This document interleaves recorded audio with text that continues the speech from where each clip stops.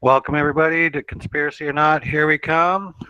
I'm Ian, and I'm with my co-host Amy. How you doing, Amy? Oh, hanging in here, Ian. We gotta let people know that unfortunately at the last minute, CW said he wouldn't be able to be here until the last hour of the show. So we're going to try to fill it up with all kinds of stuff.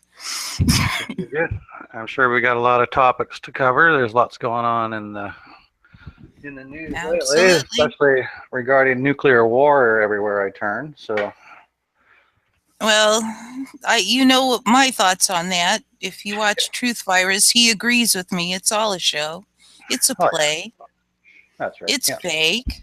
Yeah, they always need an enemy, and yes. Well, they can't profit off war now, can they? Yeah. If they don't have an enemy. That's right. Well, welcome everybody. Unfortunately, Aaron's not with us this week as yet. He may join us. We're hoping he'll get somewhere with Wi-Fi so he can join in on the convo. But other than that, anything on your mind you want to discuss first, Amy? Well, I was thinking that we might want to talk about Walmart. I've noticed that there's a number of news things relative to them, and I thought maybe we could go through some articles I found about recent stuff that's going on. What's that music in the background, by the way? I'm not sure. Do you hear it? No. Is it? I hear music. It must be that one of my tabs has some music going on it. Yeah. What's going on? Okay. Leave it to CNN. Oh, it's probably like a pop-up window that's playing. Yeah. I hate those because you can never find where it's playing. Just scroll all the way, especially on Facebook. Facebook's the worst for that. Oh man, it just sucks. And let's see. I hope it doesn't start playing again. I'm going to pause it. Yay. Okay. So what about Walmart? All right, here we go. I'm going to do a little screen sharing. Hang on while I get that set up. And, you can put me on. All right. Oh, dear. The first article I discovered is that they're not going to be hiring this year for Walmart for the holidays. They're going to just make their workers work more. Woohoo! Slave more. Really? Yes, the holidays are right around the corner, but Walmart won't be hiring for help. The retailer plans to meet its needs for extra work during the holiday shopping season by giving existing employees more hours, according to a release from the company. Hiring seasonal holiday help is a tradition in retail. Walmart rival Target has already announced plans to bring on 100,000 temporary holiday workers. Oh. Walmart's move is a sign of the tightening labor market. Like, we have got a real unemployment rate of approximately 30%. Yeah, I was going to say anybody yeah. Who is looking for work and is no longer on unemployment is not counted. So, there's a lot of people out there no longer on unemployment. Yeah, exactly. It's a very high number of us who are looking for work, and they're going, oh, the unemployment rate is down to 5-something%. Yeah, right. only on those books, you know, Right. 5% are drawing unemployment. Yeah. Meanwhile, people have fallen off and can't get work. So at any rate, that's what we have for Walmart. You know, it goes on here.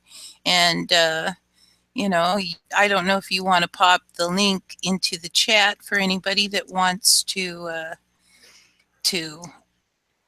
look at the details here. You know, I'm sure that people who are watching it later on can pause the video. It's not a very long article, but I think the point is made. By the way, I do want to say something. There is one store that the only time I will ever go to it is when I absolutely have to have something to solve a major problem in my life, and there is nowhere else to go. And that's Right. Walmart.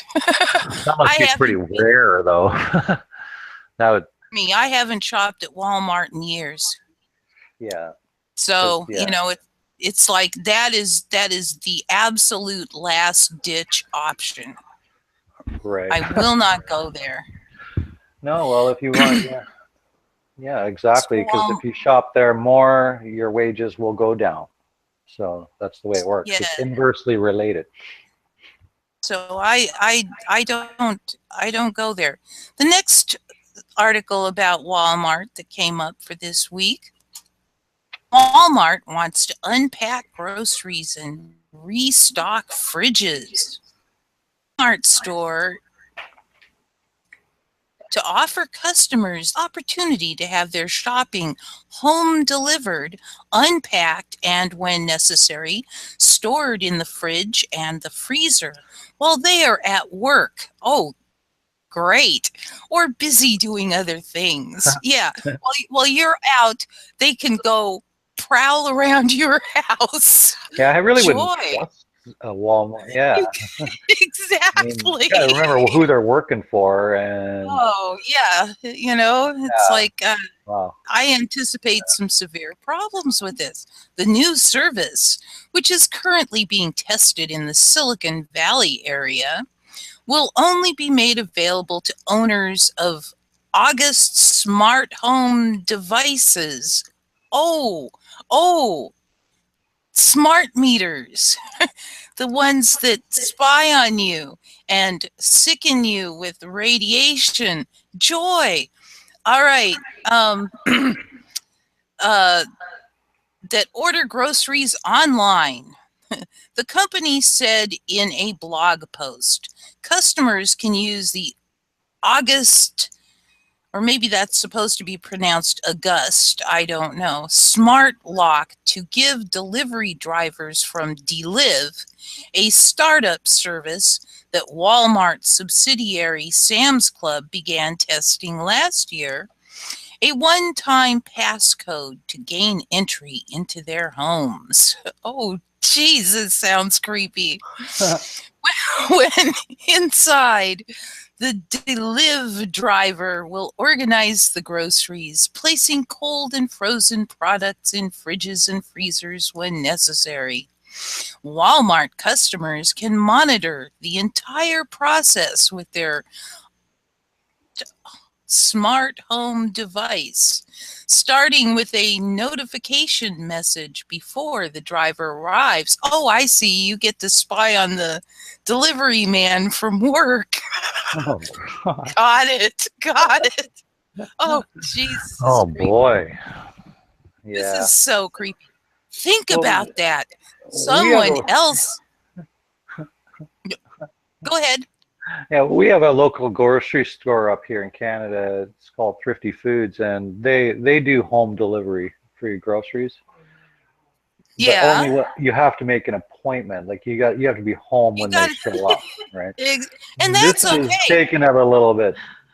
Yeah, this is you're putting a little bit too much trust in the Walmart employees who probably hate their jobs to begin with. You know, yes, I wouldn't they're put any slave trust in. jobs. We're going to start hearing stories about this. Oh yeah, and just like the TSA ripping off laptops or iPads, you know, it's going to be the same stories. Yep. Think about that. Someone else does the shopping for you Plus and they, puts it all away, plus said they could open Sloan. your door and let the dog out, let the cat out. Yeah, who Yeah, knows? I mean, I yeah, can see the issues mounting. Anyway, back to yeah. the article. That someone else does the shopping for you and puts it all away, said Sloan Edelson, Vice President of Walmart's e-commerce strategy and business operations, in the blog post. Clearly, this adds more convenience to the day-to-day, but it makes the unexpected easier too. In the future, you could order on Walmart.com and start cooking minutes after you walk through the door from your slave position, wherever it may be. Your glorious wage slavery, you need to be able to time so that you can put in as much slavery as you possibly can. Anyway. Yeah, no overtime. It'll just be straight time. Yeah, the retail giant didn't say how long the test will last or specify in which cities they plan to expand the service. The blog post also didn't mention how much delivery service would cost, but did note that the experiment will focus on pricing. That's right, focus on money. Focus on money. That suggests that the testing phase in Silicon Valley will enable the company to establish the costs of its new venture and better understand how much customers are willing to pay for the extra convenience. Oh, wow. Walmart has announced several new ventures in a bid to claw back market share from Amazon.com. Other services recently introduced to make life easier for shoppers, including a membership-free 2-day shipping program, curbside grocery pickups, and a delivery partnership with Uber Technologies. Woohoo! Oh, okay. Oh, geez. Oh, geez. I Now, think what that's is, the end of the. speaking of Uber, what is the issue that everybody has with Uber? I think it's kind of cool. I think it's Well, kind of like you don't have to call the normal taxi company and I think the problem with Uber is that they are heading towards driverless vehicles, which will be the introduction of that technology. And yeah. soon they will start passing laws. Oh my gosh, everybody's using their vehicle to attack people. Never mind, they're all psyops to get this going. Then we can put you, you're all going to have driverless vehicles that we control. Mhm. That's basically where it's I going. remember So that, there was a movie. I can't remember which one it was. I think it was Total Recall or one of those where they had what was called uh-huh. Johnny Cab, and Yes, the guy yes, got that, in the that, cab and it was an automated, it was a yep, little robot marionette, dude. sort of, yeah, robot dude. Yep, And it's like, yeah, hi, where would you absolutely. like to go? Yeah, it's going to be something like that, only I don't think they're going to bother with old Johnny With the there. robot, yeah. Just be They'll automated. just have the car where they can track you and uh, make sure that you aren't going someplace they don't want you to go. Well, they And can redirect you somewhere else. yeah, and Lock all the doors and if drive they into a think that warehouse. they want to take you out of circulation, you bet. They can. I mean, it's absurd and it's scary as all get out. Anyway, we can move on to the next article on Walmart. Google and Walmart partner with on Amazon. Oh God, that's got to be creepy. All right. Yeah. Google and Walmart are testing the notion that an enemy's enemy is a friend. Uh, Just to start off with. Anyway, the two companies said Google would start offering Walmart products to people who shop on Google Express, the company's online shopping mall. It's the first time the world's biggest retailer has made its products available online in the United States outside of its own website.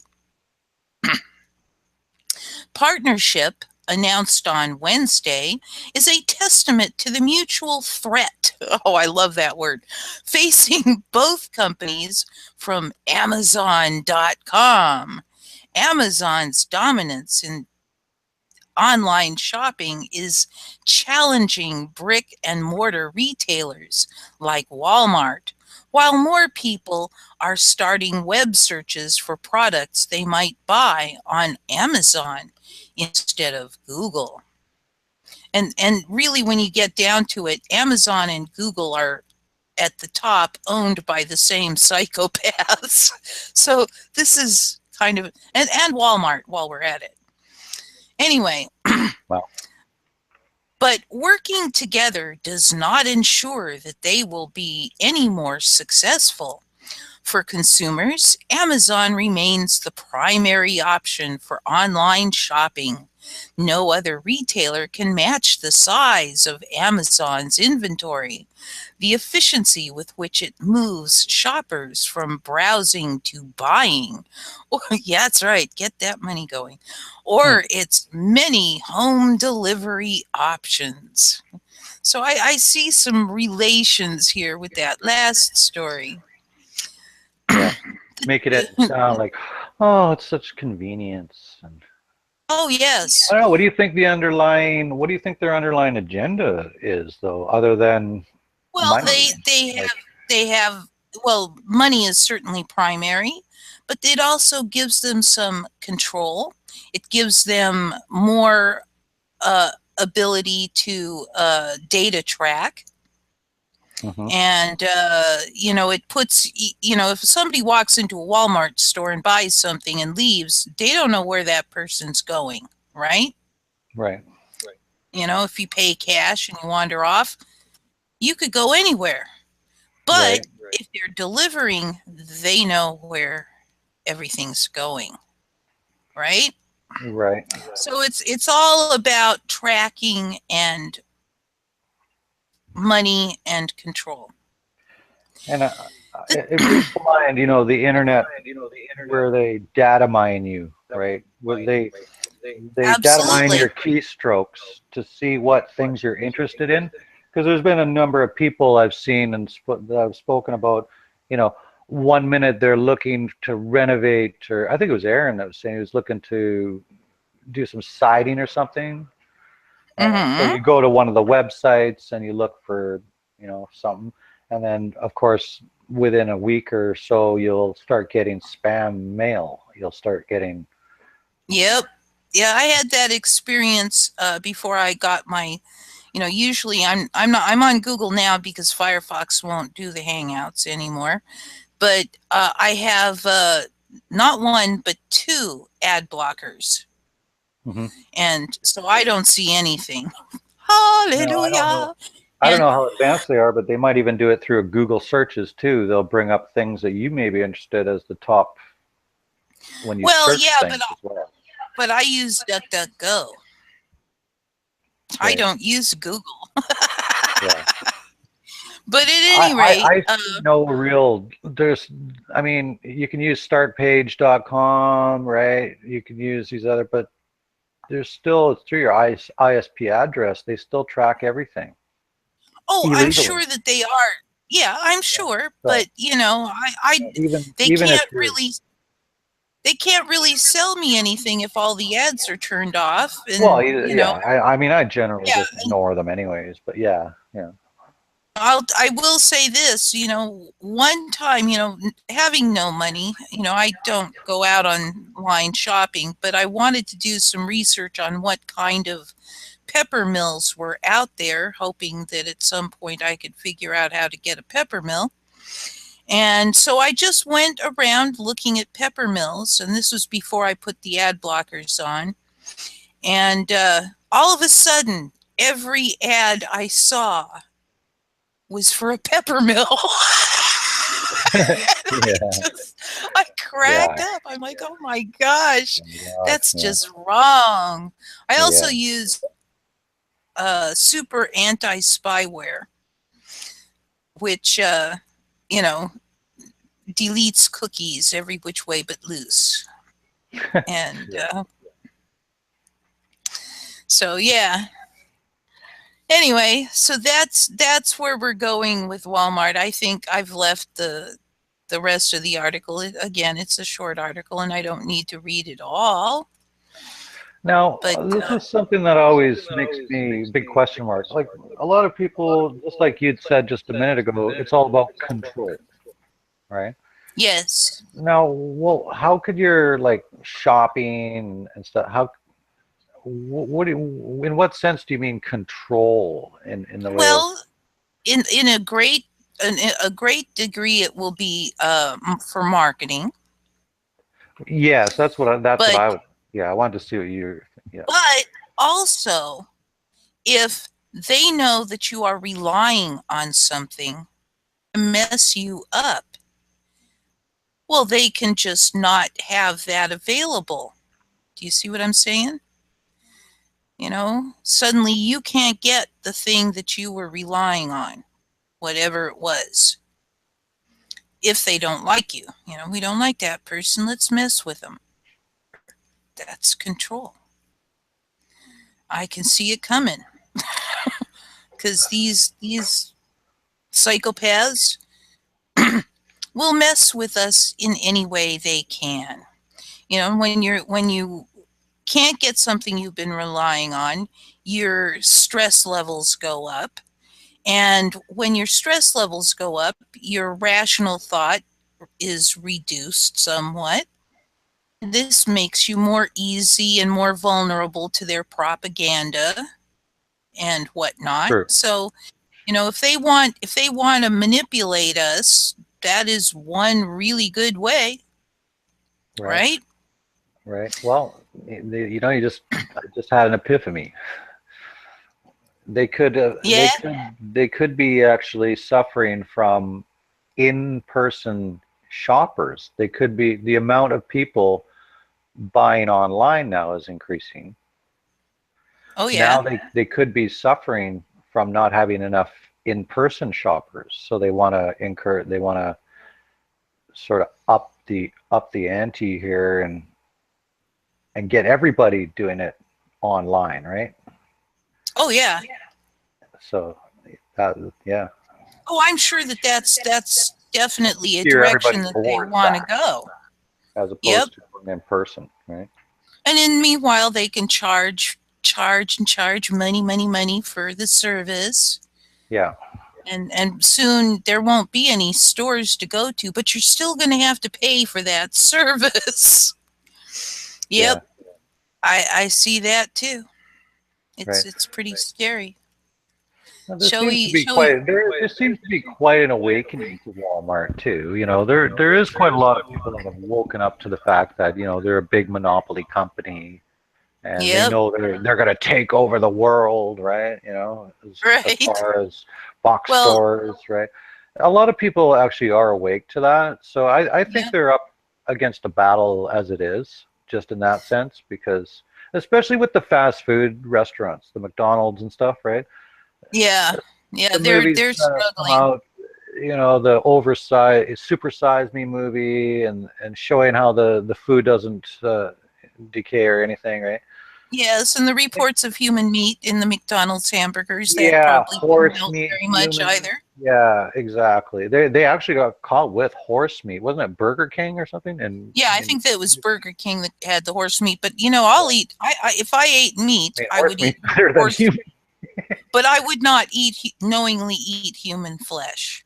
No. That is not something that.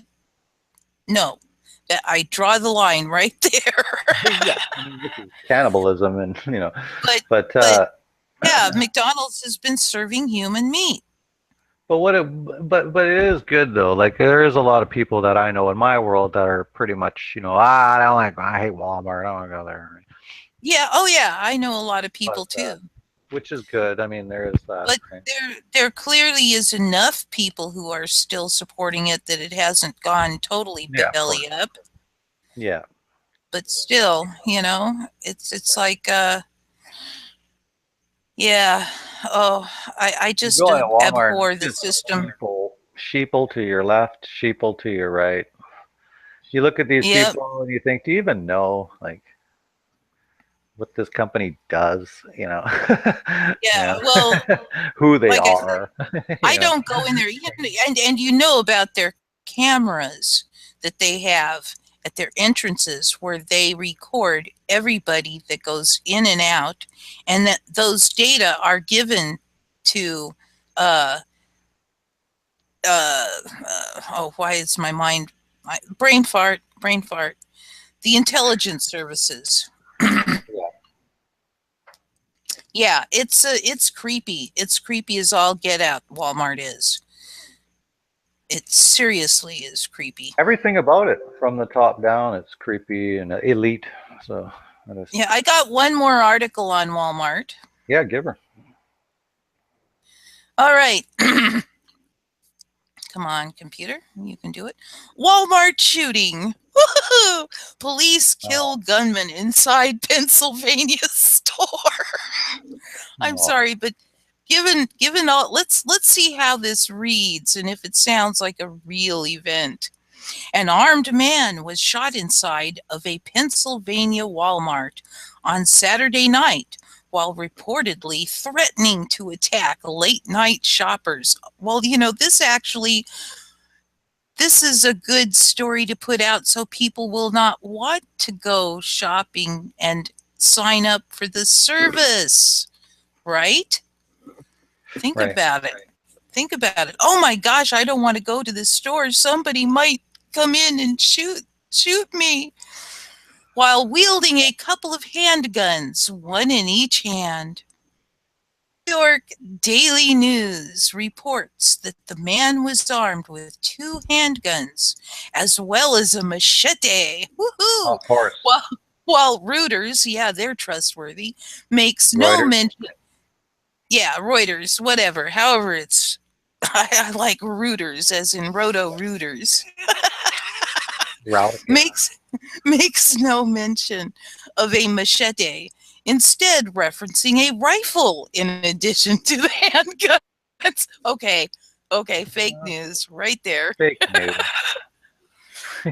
After local police arrived at the East Stroudsburg Walmart, there was 3 rounds fired inside of the store before the suspect was transported to a nearby hospital.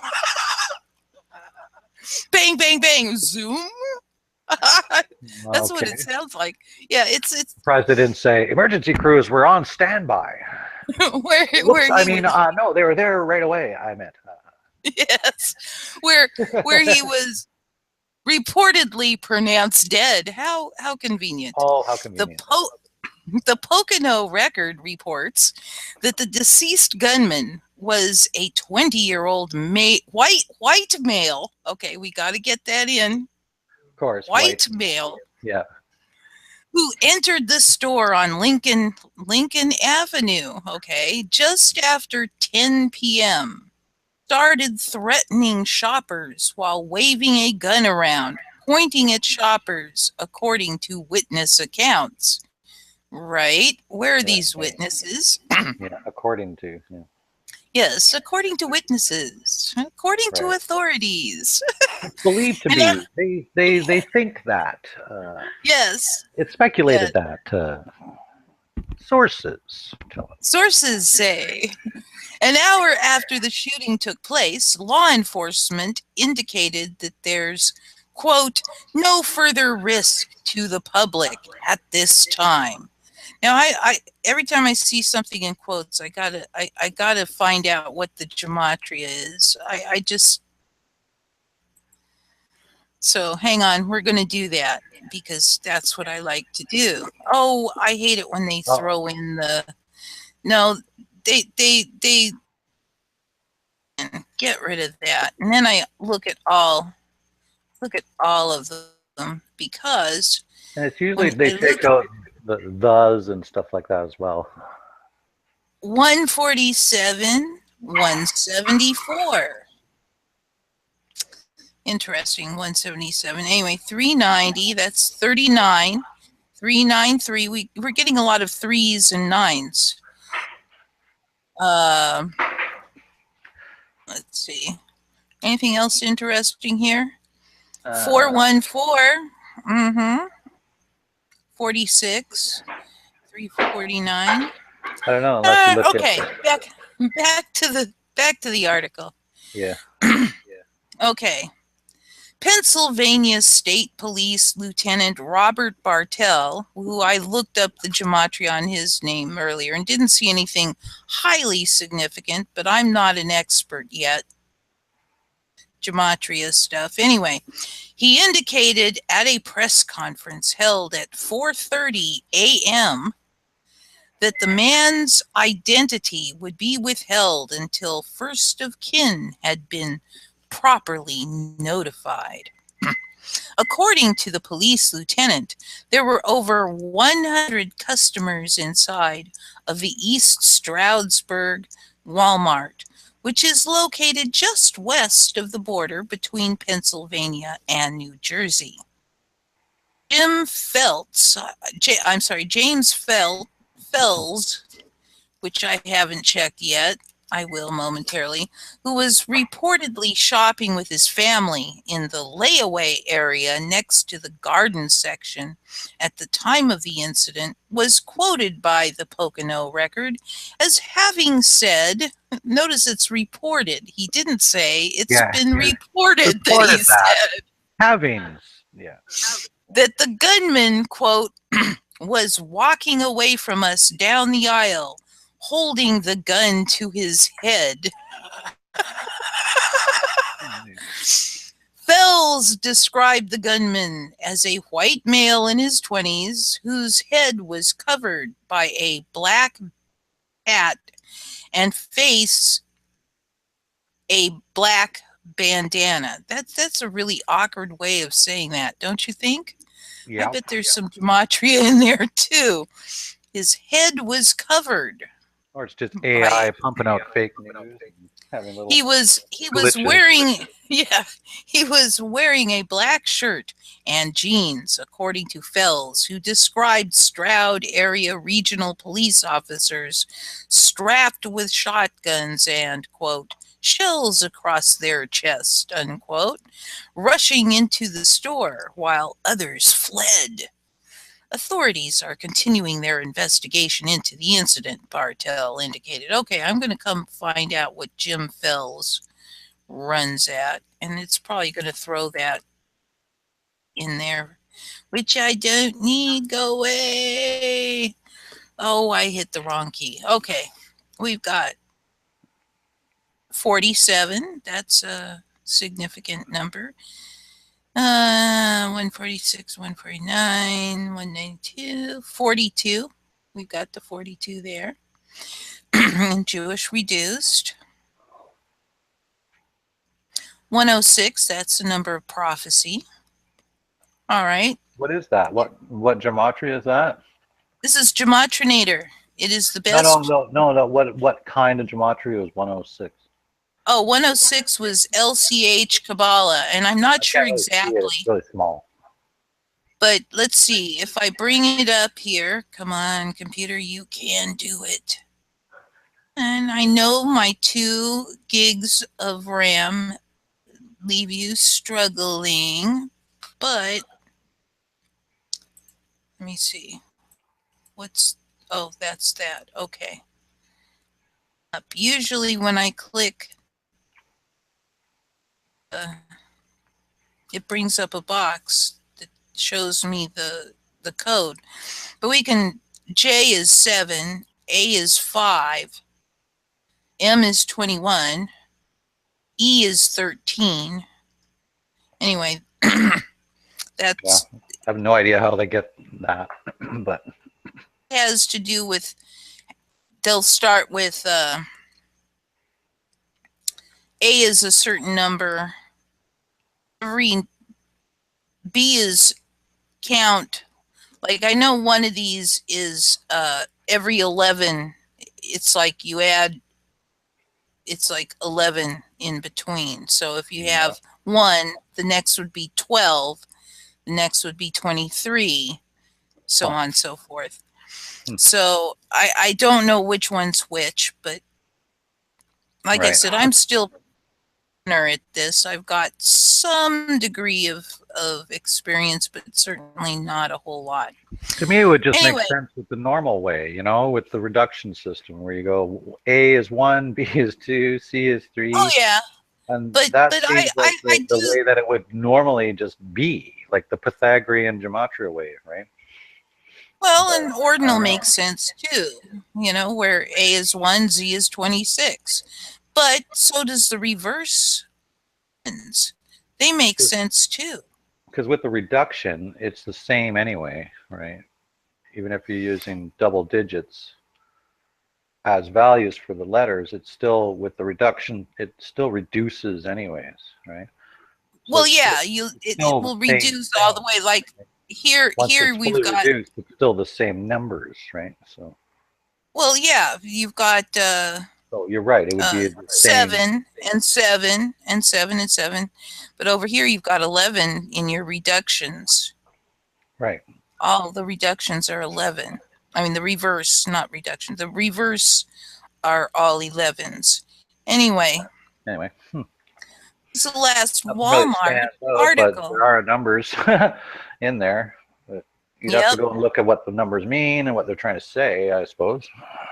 Yeah, and what you really need to do is relate the numbers to other elements of the story. Right. Exactly. But I'm not really.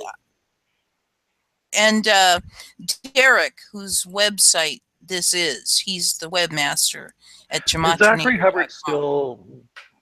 Does he still have a channel or no? Year one, after the way that he treated me, I have nothing to keep up with him. I let it go, cut him loose. You know, he can go his own way, do his own thing. I have no idea whether he's got a channel currently or not. I think he does, but I could not tell you what it's called. All right, so. So at any rate, that's the last Walmart story. Do we want to talk about Walmart anymore? Not really. I'm already sick to my stomach anyway by everything else. Well, how about this piece of fake news? Mention something in the chat. We got a pretty good chat going on here. Welcome, guys. We got Runaround, of course, our good buddy. Got Greatest Potential. Thanks for being here again. And Sandra M. Texera is with us again. Thanks, guys. Thanks for coming by. And Pam Z. We got Pam Z is here. Yeah, my computer just froze. Yeah, Pam Z. Yeah, I haven't been watching it yet. Now they mentioned what's Walmart and Gematrianator? Well, let's go find out. Yeah. Now, if somebody could tell me who Elon Musk is again, I can't really remember that story. He's the SpaceX dude, I think. Okay, Walmart is 25 in full reduction. 88. Okay, now Trump. 88. That's the number for in TRUMP. It's really? Also 88. 88's Trump? Yes, sir. 88 is Trump. So let's go back to look at how many 47s there are right there. Look at that. That's significant. What, for Trump? No, for Walmart. Look at how many, or is that? Oh yeah, 47. Those are all in reverse. 25. Look at how many 25s there are on there. Okay, well you got to understand what's happening here with the 25s. You'll notice you've got full reduction and single reduction. Well, these are going to be the same because there's no S in Walmart. And full reduction, there's no K in V or V in. So it also is going to be the same as full reduction. And single reduction is when, again, you don't have the S, you don't have a K, or you don't have a V. So these will all, same with reverse reduction. E that you're working with your single reduction. There's no E in Walmart, so it's going to be the same as your full reverse reduction. Right. And there's not E. I'm sorry. It's what letter is it? What is the 19th letter going backwards? I can't remember now. But at any rate, it's whatever the 19th letter is. It's not in Walmart. Nor is E or P, which are your, this would be 11, this would be 22 going backwards.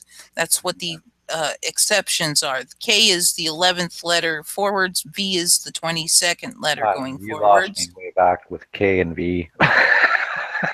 Okay, well, let me explain. Let me explain. It's hard unless you're looking at, yeah. Okay.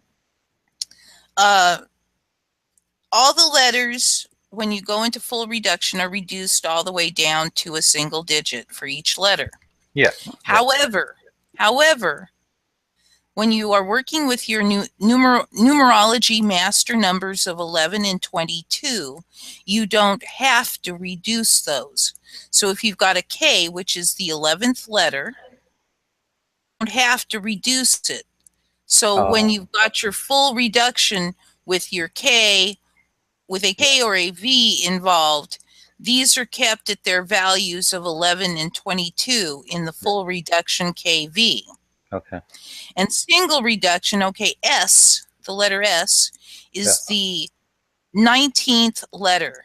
And it is the only letter in the alphabet which requires 2 steps to reduce, because 9 plus 1 equals 10.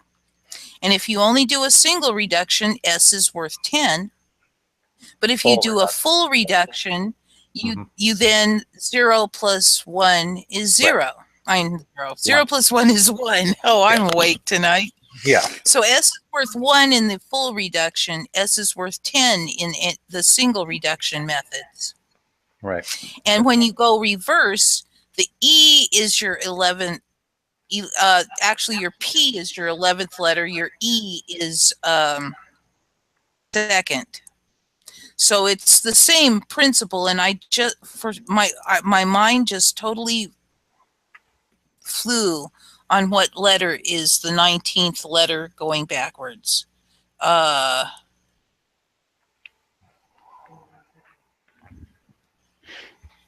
have to write it down. It's easier. H, I think it is. I think it's H. In fact, I'm certain it is now that I think about it. But anyway, Walmart, we've got 88. H is right. Which is ding, ding, ding, ding, ding, ding, ding. You're right. Ding, ding, ding. Yep. Okay, we've got 88, and in reverse, we've got 101. And, of course, that's 11 because we just ignore all zeros. So you've got 88 and 11 for Walmart. You've also got 88 in Jewish ordinal. Interesting. Yeah. In reverse Sumerian, you have 66, dropping that 0. In Satanic, though, this is interesting. 333. They love their triple digits. Yeah. And well, I love their threes, that's for sure. Yes, their 3s and their 6s. They sure do. Yeah. So, yeah, Walmart has got a lot encoded into it. Mm-hmm. Now, just so people know the difference between Francis Bacon and Frank Baconis, Francis Bacon is where little a through little z are 1 through 26. Capital A through capital Z are 27 through 52. So that's what your Francis Bacon. Now, one of the guys. Type in Francis in there for a second.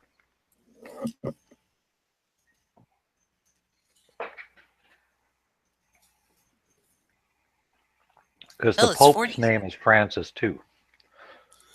Okay. Well, we've got the 47 in reverse and 119. You recognize that? Put a slash between the 11 and the 9. 96 is very significant too. Hey, 420, yes, 420. Okay, and 420. And 23 is the number now. 27 is, let me It's a see. ritualistic number because there's all these deaths, the 27 club Yeah, deaths. 27 is 3 times 3 times 3. And don't they always die in threes too, the stars? Remember Often. Jimmy, what was his name? Well, it was Buddy Holly. Who was with him on the plane? There was three of them. I don't remember. Valen or something? I didn't And there research was that another. very much. There was three deaths. Buddy Holly, right? Yeah. That was an old time Illuminati sacrifice. That one. Now let me explain what Frank Baconis is. This is a relatively new cipher that was suggested by Alpha. Zenith of the Alpha America is his channel name. Anyway, he was noticing that in school, when you open up the primers from, kindergarten, first grade, and all that, they have the capital A, then they have the small a, then they have the capital B, and then they have the small b. So what Frank Baconis is capital A is 1, is 2, capital B is 3, small b is 4, and so on and so forth. Oh, interesting. Okay, so that's and because it gives different values to caps and the small letters, just the way Francis Bacon does, cleverly kind of switched it around to Frank Baconis as opposed to Francis Bacon. So now, anybody wanting to know what that's about? I don't think they'd all use this. Like, I think a certain club or certain secret group would use a certain type of gematria themselves.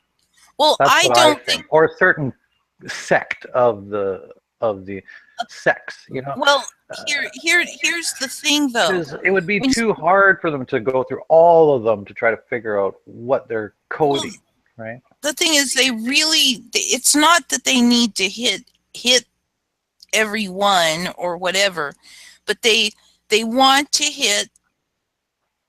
They can get 119 in the name of the location, but then the officer on the scene has 119 in a different location.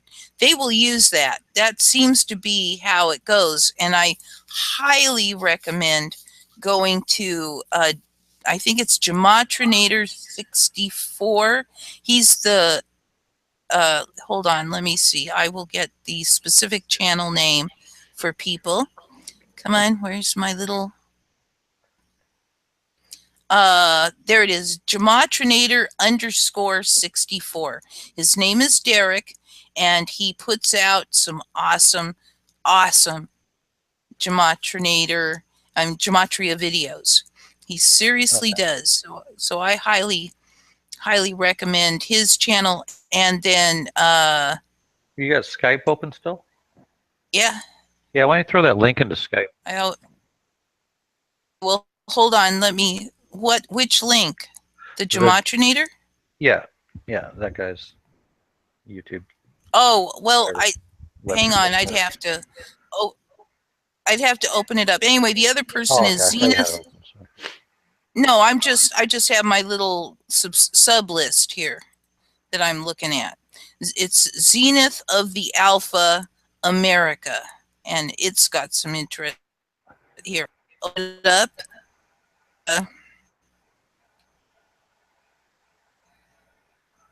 Come on. You can do it. Zenith of the Alpha, America is his channel. And he does some awesome work. I mean, I'm just astounded at what he comes up with. It just blows my mind. And then the other one, drop that into Skype for you.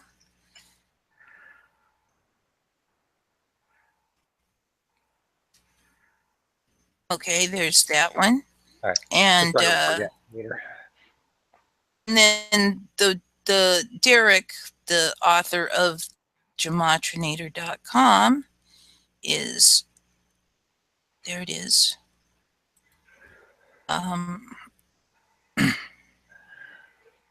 He does some excellent work too, and I'll drop into as well. Alrighty there. All right. Now we've got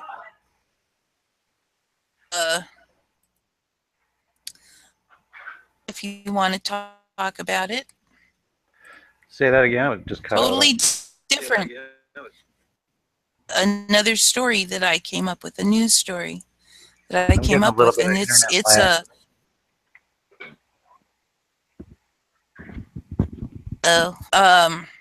yeah.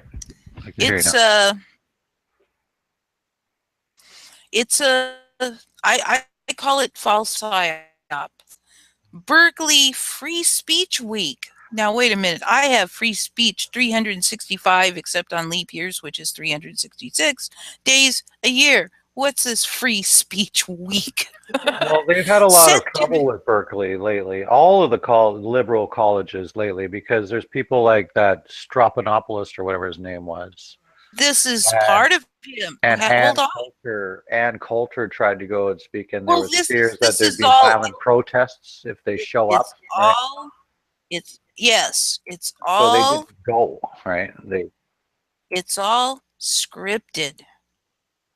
Berkeley Free Speech Week set to begin amid threats of Antifa protests. Speaker uncertainty. And how does this article read? The controversial Free Speech Week is set to kick off Sunday at the University of California, Berkeley, amid concerns it will be marred by violent protests from groups like Antifa, and how many of the scheduled speakers will actually show up.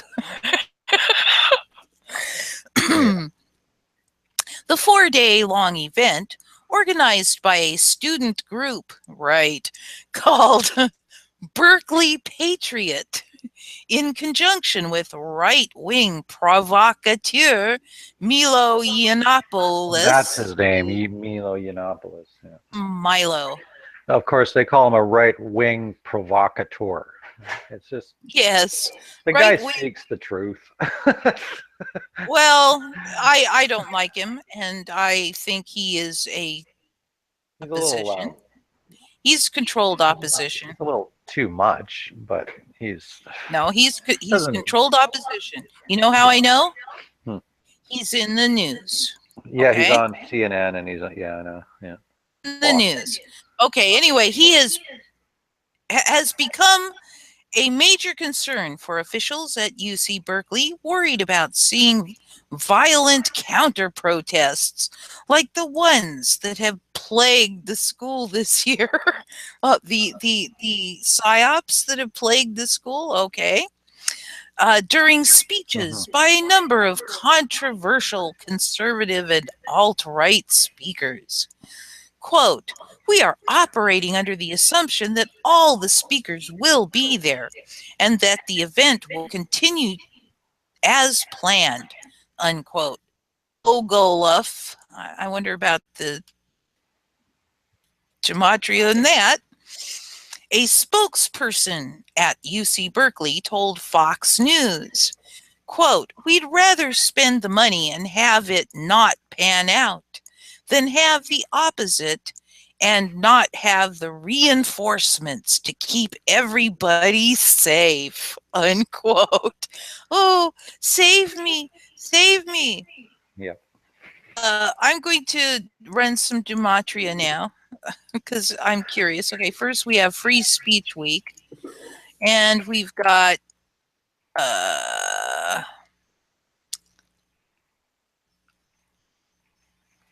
got 134 in Jewish, 134 in English ordinal. And the ordinals there. 66 septenary. Interesting. Some people say that this is the only one you should look at, but I give evidence that that just might not be true. Anyway, I just think Pythagorean is like the common, basic way. You know, you count with your fingers. And When you get to 9, you let's start again.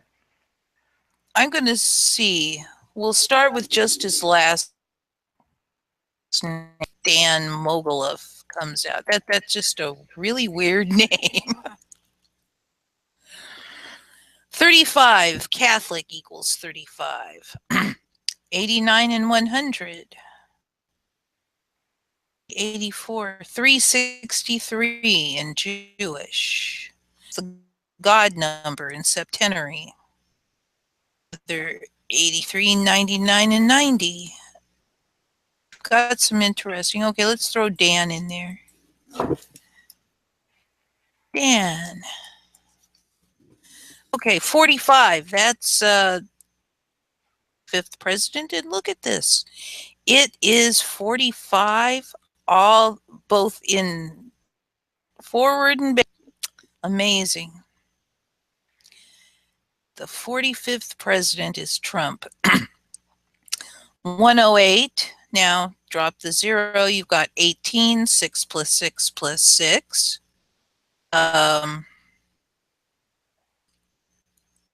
39. The reverse of 93. The number for Saturn. 12. 48. 32. 458. The rest of the numbers, I'm sure they match something, but I'm not, like I said, I'm not the expert. Yeah. I'm sure that experts could find much more interesting things than I find. Well, in yeah, this because mess. you know what all the numbers equate to or are equal to, right? Other things. Yep. Anyway, Mogilov, citing security reasons, would not say how large the police presence would be. Oh, get used to having the police show up and bash you in the head if you get out of line at anything that you do. Anyway, but did reveal that besides the campus police, the university is bringing in law enforcement from the other 9 UC campuses with special training in managing protests, and is also coordinating with local and state police departments ahead of the event. So in other words, one big drill. The ATF and Homeland Security will One they big be drill. there too? Yeah, That's what exactly. this is martial law training in real time. Yes, it is. Yes, it is. And building up a police state and getting more people to say, "Oh, I'm glad that the police are here with pepper spray. Then we're safe." And they're going to accept their oppression. Yes, they are. It's sad, but unless until it happens to you on your side, then it's not so fun no more. Yep. But this whole divide and conquer psyop is just in itself, pretty crazy. Like everybody thinks America's gone mad, but it's gone mad by design, of course. But how much do you want to bet that and the drill goes live? How much you want to bet? Oh, quote, you'd be surprised. Berkeley, quote, right? Yes, quote, "We're willing to go all out to make sure that this all works smoothly," unquote, he says. Yeah, right. One of the reasons for the massive security effort, which is expected to dwarf the $600,000 spent ahead of last week's speaking engagement by conservative pundit Ben Shapiro, is that Berkeley has been the scene of a number of violent protests, violent psyops, pseudo-violent psyops targeting player, actor, conservative speakers. Sounds like you want to be a fake news editor there, Amy. Yeah. Oh, I could be. In February, black-clad, gotta get that, black-clad Antifa protesters vandalized university. Antifa, yeah. Vandalized university buildings and started fires to prevent Yiannopoulos from giving a speech on campus. Yeah, So right. in other words, they were allowed to start the fires. They were allowed to break the building windows, to cause so Or much chaos, to disrupt the whole message. or we're just told that happened. Who Well, we did see a knows? video, but it could be staged. Yeah, exactly. Well, it is staged because they are paid provocateurs. They don't even live there. All the people that are involved in these big protests and riots, they say we don't even know these people. They're from out of town, and there's buses Yep. bringing them in. We know it's completely Yep. provocateured. Completely. It happened to us It's in 2010 in Toronto, the G20. bel- They allowed these black bloc covered in black clads and masks and, balaclavas, right? They allowed them to yeah. walk around throughout 5 or 6 city blocks, destroying whatever they see in their way. They were allowed to burn a police car for over 45 minutes. Yep. And you But can't tell me there was a whole pack of police down the street with their uh, uh, their riot lineup. You yep. can't tell me that they couldn't have stopped those guys from burning that police car Oh before they no, did it. Bullshit. the whole narrative is controlled top to State. bottom. Mm-hmm. Absolutely. Anyway, where were we? Anyway, The violence forced the cancellation of his speech. In April, conservative author, there you go, Ann Coulter, canceled a speech at the school after Young America's Foundation pulled its support for the event amid threats of violence. Then, in August, a group of around 100 hooded members of Antifa stormed what had been a largely peaceful Berkeley rally for free speech and attacked at least 5 people, including the leader of a politically conservative group that was playing along. That had canceled an event a day earlier in San Francisco to avoid potential violence. right. UC Berkeley created this environment themselves, right? They nurtured this type of They environment nurtured with, this behavior. yes, with Antifa, unquote. Yeah, allowing these people. I mean, you got to just go right back to the teachers. I mean, I watched this Tucker Carlson tonight, on Fox because Uh-huh.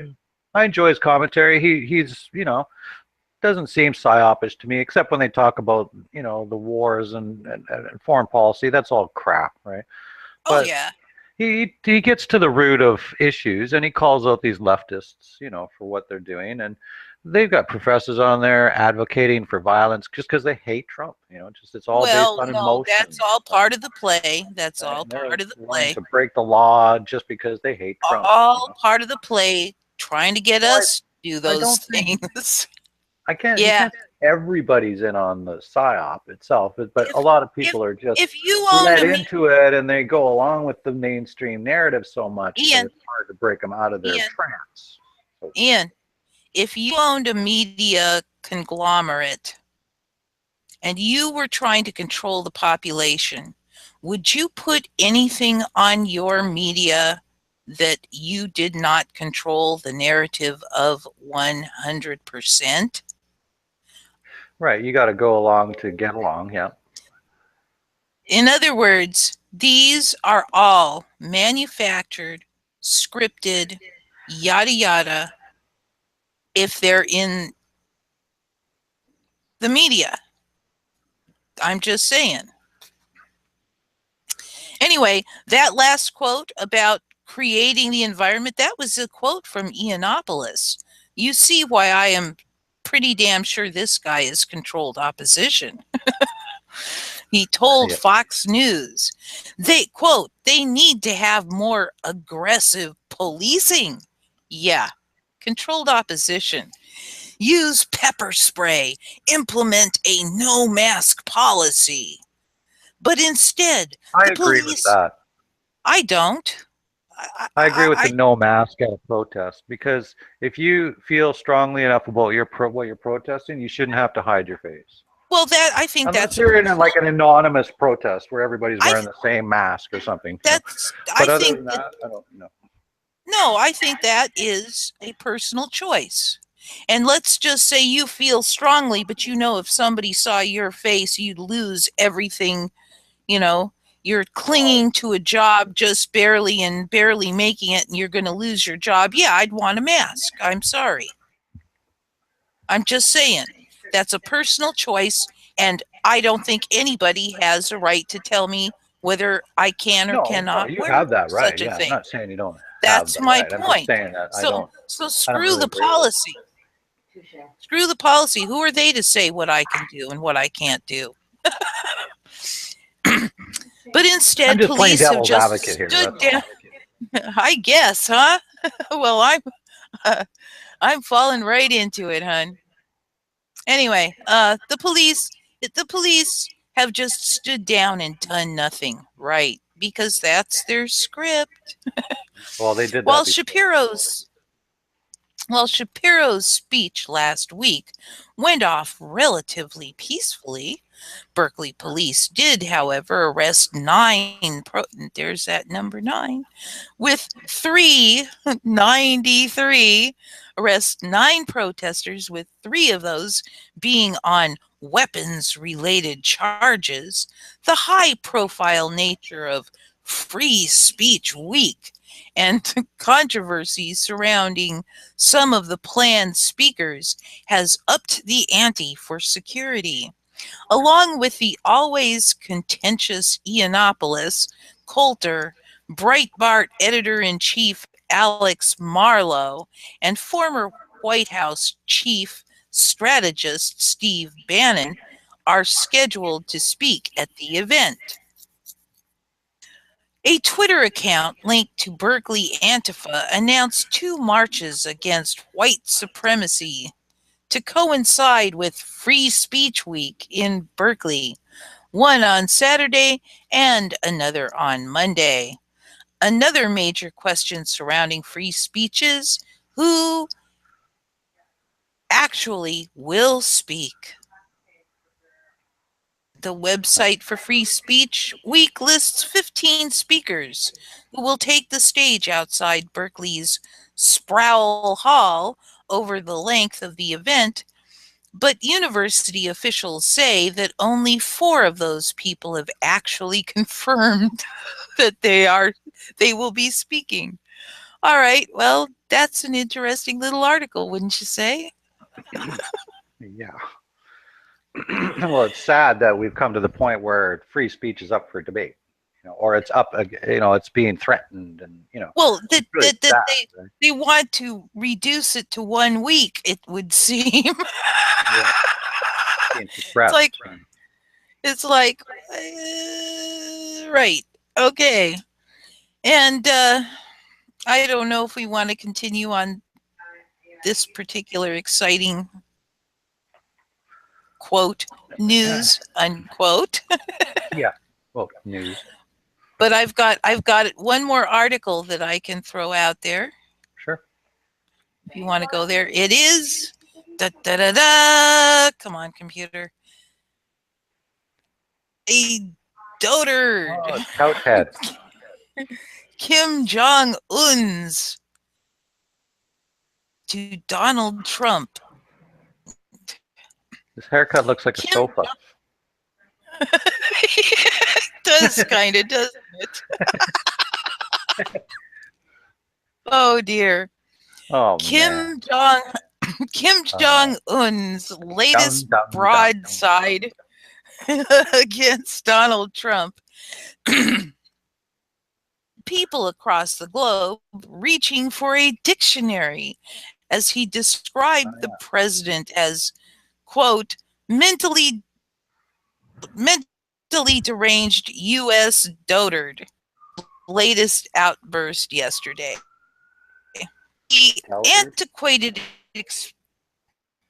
yes, it's dotage is the no dotage is when you are an old person and living the last years of your life you are in your dotage. And so a dotard is one who is living in their dotage. Okay.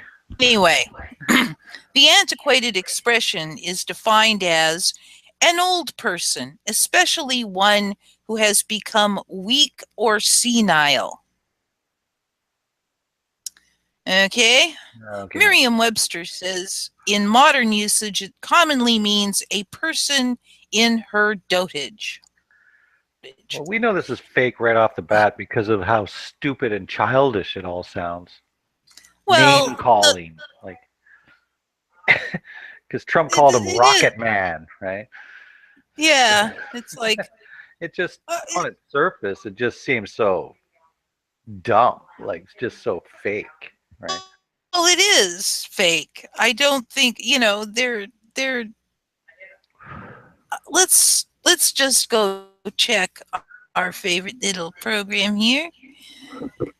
D. God number 26, 37, going the other way, 62, 100. No caps in there. Frank Baconis is 124. 26 is a very Jewish significant reduced. number. It's the God 26 is number. the numbers. We have the God number. See, G-O. In ordinal, it's 26. It's also 17 and 10 in reverse and 55 in reverse ordinal. It's got all kinds. And 16, which is a number they like, and I forget now, and 13 in septenary, and 44, the kill number in the LCH Kabbalah, for whatever that's worth. Okay. And 33 in reverse Sumerian. Okay, 330, but like I said, drop the 0. And technically the 10 is 1 up here. So you have some interesting results. Anyway, let's go back to oops. Did you cut it out? So in religion, 26 is the gematria number, being the sum of the Hebrew characters Hebrew, being the name of the God of Israel, Yahweh. Okay, and that's why we have 26 letters in our alphabet, I'm sure. 26 letters in the alphabet. Yep. Because You got it. Because That's why. they could have put It's the sum of everything. Like yep. So we're back to dotard. And yeah, there's some interesting stuff going on there.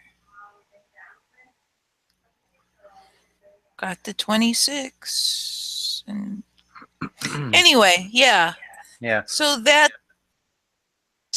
this story. Do you want me to read any more, or are we done with this? Well, I just don't know where North Korea sits in all this. I've always kind of been questioning the whole situation there. Like, are they, fighting against the Rothschild Bank, or are they not fighting really. against the Rothschild Bank? That's what I think about this. Think about this. Kim Jong-un was educated in Switzerland. Okay. BIS Central. Yeah. What I take from that is that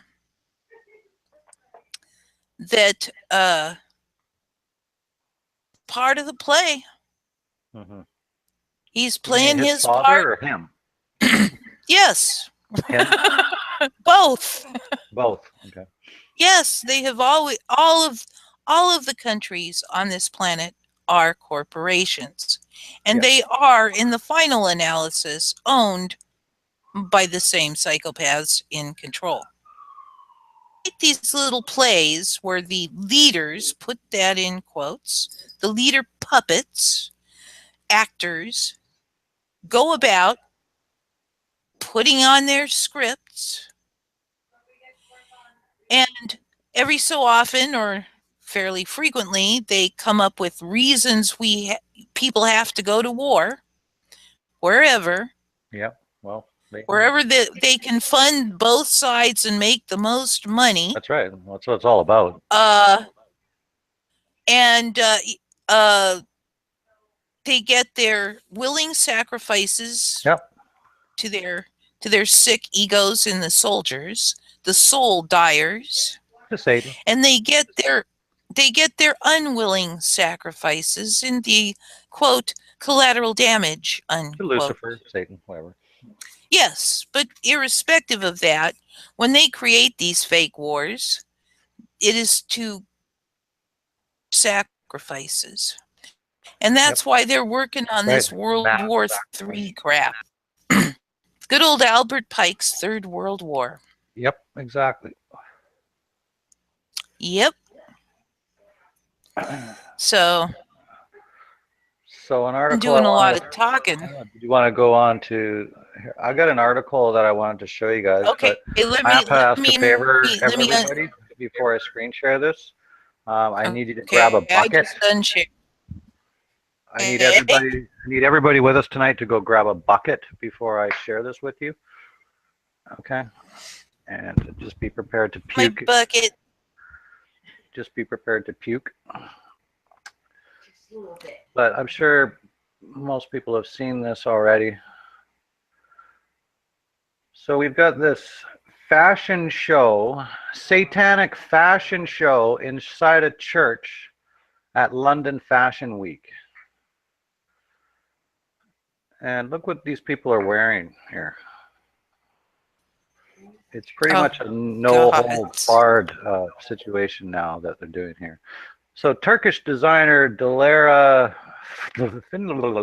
presented her spring-summer 2018 collection at London Fashion Week, and it was nothing less than a satanic black mass. Indeed, the event took place at the altar of St. Andrew Church in London and incorporated heavy occult and satanic symbolism. In short, the event summed up everything the fashion world is truly about. I've got to run that. So it says, while Dilara is said to and what does that mean? Up and coming rebel of the fashion world. She's perfectly in line with the industry's philosophy. She's not rebelling at all. She's doing what exactly the type of stuff they want her to do. I mean, just look at this, guys. I mean, what can we get any more blatant here? Like, does it get any more obvious than this? I mean, we've got everything we've ever learned all in one picture here. Black and white. We got the two pillars. We got the Masonic compass and square in the middle. We've got the star fan. We've got the checkerboard floors. We've got everything that you'd ever. We've got the sun symbol in the middle there. Yep. We've got, oh my gosh, the pyramid. The pyramid's behind it all. The 88s to the side, the infinity symbols. Right here at the top here? No, over with the red banners on either side of the pillars. Infinity 88s, yep. Mm-hmm. Exactly. Yep. Oh my gosh. Yeah, I mean, does it get any more blatant, you know? Fashion Brooke Candy walks down the runway for this event. The church of all things was transformed into an occult temple, more precisely a Masonic lodge. Yeah. Yeah. So here they pretty much go into everything that you might see. Where's the G? There's got to be a G in here somewhere, isn't there? It's kind of hard. Oh, there it is. It's right there. It's kind of small to see. Yeah. It's right here. There's the G there it right is. There. Yep. So yeah, this is just, you know, it's just so obvious that it saddens my heart that some church out there would all. Yeah, really. Like, look at this. Well, this is nuts. She looks like a sperm, like, you know what I mean? Like, do you know what I mean? Like, that's probably what she's representing. Very possibly. And listen, can you go back to that lady? I don't know what the hell's on her shoulder. This one? Or the No, lady? the lady's name. No, back before Brooke the pic. Candy. I don't know. No, not her. The one at the top of the article, the Dilara Findi something. I'm trying to get the spelling in the article. Up at the top. There you go. Delaria Finda. Koglu. Koglu. Okay. Findacoglu. We have 81 in full reduction. We have 99 in reverse reduction. 153, which is the 17th triangular number. Let's see, any other interesting numbers in that? 74 in Jewish reduced. Oh, And 470 or 47 in Jewish. 74. In Jewish, okay, so we've got the 7447 going there. And 223, which is the angles that are not taken up by the compass and the square, compass being 47, square being 90. What remains is 223. We've got 223 in the KFW Kabbalah cipher, and interesting gematria on that name. Yeah, for sure. But this really just, hit it all home for me. Like, it just, like, we've completely lost it now. They're out in the open is what and it they is. don't care, and they want us to know. They want, this is what they want, right? So, yep. Man, it's really heartaching. Look at this. I mean, oh yeah, let's put devil horns on. Yay. That's so, like, is anyone going to walk around and wear this? Anyway. Well, no. Obviously, These one things, person is, but it is, I give credit to A Call for an Uprising. Like him or hate him, he made a good point. Is that nobody buys these clothes. They just get lots of sponsors and lots of other monies. Yep. They don't care if they sell one of these items at all. It's just all about marketing and money. So look at this, the Eye of Horus, right? Orange hair. Oh my Lord. What else? Yep. This is really saddening. What the fuck, man? Are you serious? Like, really? Yeah. It's hideous. Punk rock influence. Yeah, punk rock influence. Sure. Very Skull and Bones. Early logo of the Skull and Bones. Look at this eye inside this. Wow. Look at this, the shaman with the black and white. The spiral. Wow. This is creepy. Yeah, it is. Like, what the hell is that? That looks like that guy in that movie, Hellboy. Right. And here's oh, isn't that nice? How utterly disgusting. Yeah, let's go to dinner. I'm sure it has ritualistic meaning. All of these do. All of it. Everything. It's all really highly occultic, ritualistic. Everything. Yeah. And what she got on her face, she's got the pentagram. She's got like a tattoo that looks like stitches on her neck, like her neck's stitched together. Wow, crazy, eh? Very. So what are they referring to here with the? I have no idea. I just. Oh, they're just talking about. Picture of a Masonic initiation candidate following ritual. His left breast and full left leg are exposed while wearing a noose around his neck. And they lead you around the lodge like a donkey. Yep.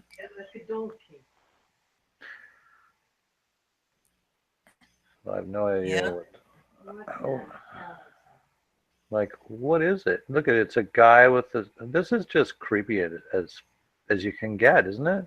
Like, It as is far as one of the shows creepiest. go. Oh, and of course you have to have the guy in the skirt. Got to have the guy in the skirt. Yeah. Well, we're coming up to halfway through, and I wanted to go ahead and take a few minute break, but I have a video I wanted to play. Okay. Okay. And we can run off and get our Do our fixes, thing. whatever our fixes are, and then Yep. can meet back here. It's a video by CONHWC Objector. He's one of our great buddies. It's been on our show before, and Yep. I just wanted to share this with everybody. I thought it was very interesting, since we're on the top of Masonic lodges and stuff, so it's pretty relevant. So anyways, I'll get this set up here. How long is the vid? It's about 4 minutes. Okay, I'll well, check again here. I'll just have to click that link again. 1 second. Yeah, it's 3 minutes long. So alrighty.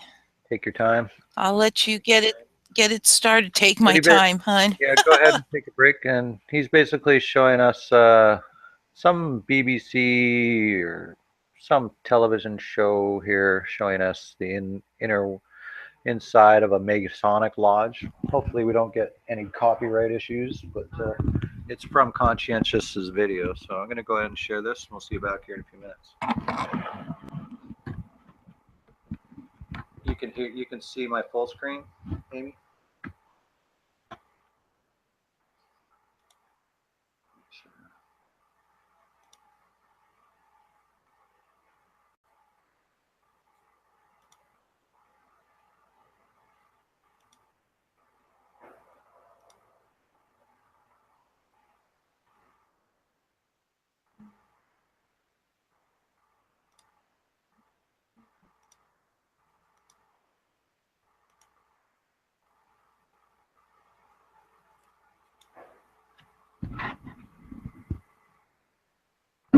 That building is shrouded in mystery. I'm Tony Robinson, and I'm on the steps of the United Grand Lodge of England. I'm here because Ancestry has just published online 2 million historic Freemasons membership records, and I've been given exclusive access to this place.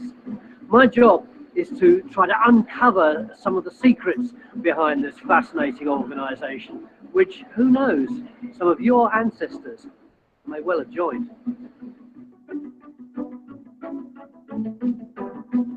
Hi, James. Hi, Tony. Welcome to Freemasons Hall. James, are you giving me a secret handshake? No, we do use handshakes and signs and passwords in our ceremonies, but we would never use them outside the lodge. So there's the first myth examined. Didn't take long, did it? There is a secret handshake, but according to James, it's actually not very important. This really is a fantastic room, isn't it? This is the Grand Temple of the United Grand Lodge of England, the oldest Grand Lodge in the world. It must look really great when all the seats are full and that organ's playing. I know what people are going to want to know. Do you ever see celebrity faces here? Are there famous Masons? Well, you're here. I'm not a Mason, though. Well, celebrity is completely unimportant in Masonry. Everybody is equal. But there have been famous people who've been Masons. Peter Sellers, Oscar Wilde, Winston Churchill. James, come here a minute. Look at this throne. I'd need crampons to get up on this. Surely all this implies that you need to be of high status to be a Mason. This is definitely a throne. It was built for the Prince Regent, later George IV, as the first Royal Grand Master. But don't be misled. Any person of any race or profession or social status can become a Mason as long as they're male and over 21 years. Well, that's certainly busted a myth, isn't it?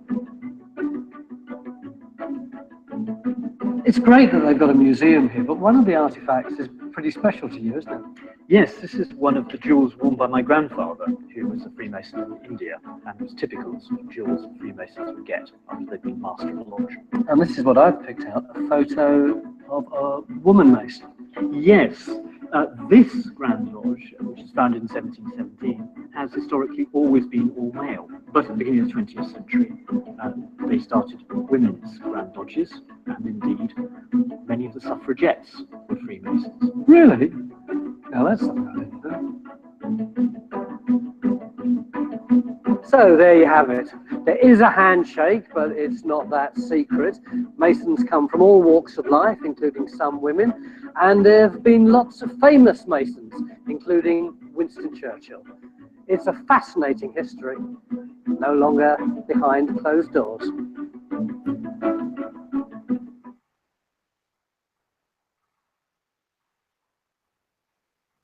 Well, there we go. No.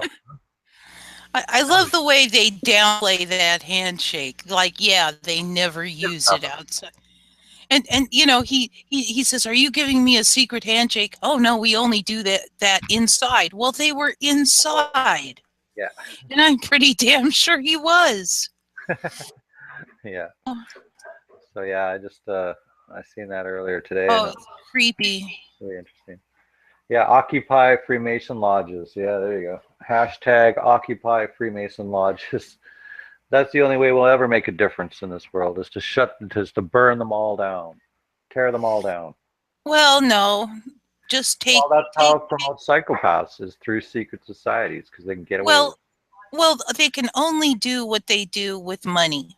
Yeah, they get away with it. If they did not have money, they would be individuals. Yeah, but they all have money because they're all a secret society making money together by ripping everyone off. Well, yes, I understand that, and that's why we steal it from people. Yes, absolutely. Yeah. So yeah. My mom says, no, you never join those things. They just want you to give them money. You gotta donate into it, right? Yep. Yeah, it's just all about the money. So I don't know. I didn't have anything else much on the cards for tonight. We were kind of thrown off with the CW with not being here. CW had, again, I'll repeat for anybody who didn't hear. CW had something come up, and he should be joining us in about half an hour or a little less, with any luck. I'm looking forward to that. So, and if he doesn't make it, I mean, there is some possibility whatever's going on in his life is going to keep him from being with us tonight at all. But if he doesn't make it, we'll just keep stumbling through. Yeah. Let's go to the chat and ask if anybody wants us to bring up anything. And somebody made a good point here that they picked up. Lady Zaga says he has a point. Many people may be Mason via their ancestor, and they wouldn't even know it. You may even have a brother who's a Mason or a Freemason, and you don't even know it, because they They can't even tell their family. I don't think. I think they can say, "Yeah, I'm a Mason." Oh, CW just put in the chat that he's on his way. CW, the link is in your Twitter DM. All right, good job. Perfect timing, because we just ran out of stuff to chitty chat about. Yeah. But we're having a good conversation though. We're going through a lot. Absolutely. How far can we get from where that video that article has showed with the fashion show? How far can we get further than this? Live human sacrifice? You know, I mean, is that? I don't know. I just got to thinking though, 20-1, that church that was in was Catholic. Yeah. I'm going to give that about a 99.998 probability. It was. Yeah. It wouldn't be an Orthodox type church, no. It wouldn't be your local Baptist church, no. I don't think so. No. Because yeah, we know all roads lead to the serpent. Yep. It's not Rome, it's a serpent. What's Rome in Gematria? Let's find that out. Well, hang on. I will significant numbers. Run Rome. ROME. I wish I could type faster, but I tell you, I'm not a fast typist. In reduce. You want me to screen share Rome? Yeah, sure. Okay, let me get this screen share thing back on.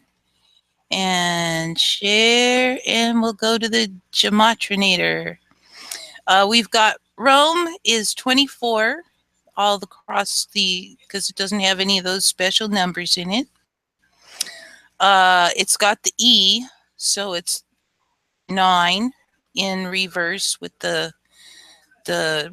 exception, the E exception. 77 is Francis Bacon. Interesting. Yep, Francis Bacon.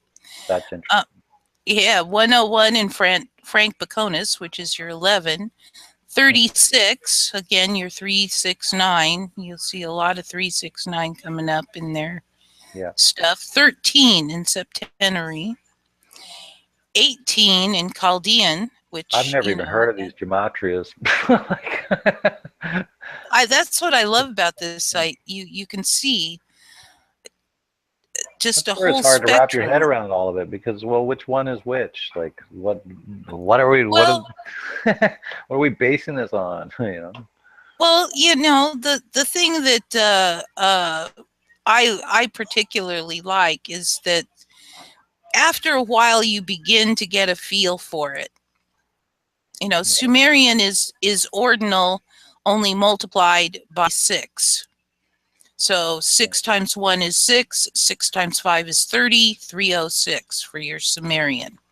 And reverse Sumerian, again, is you take your 57, multiply it by 6, and I'm pretty sure you're going to come up with 342. I'm not really sure how the Jewish ciphers are done. Each one has its own set of rules.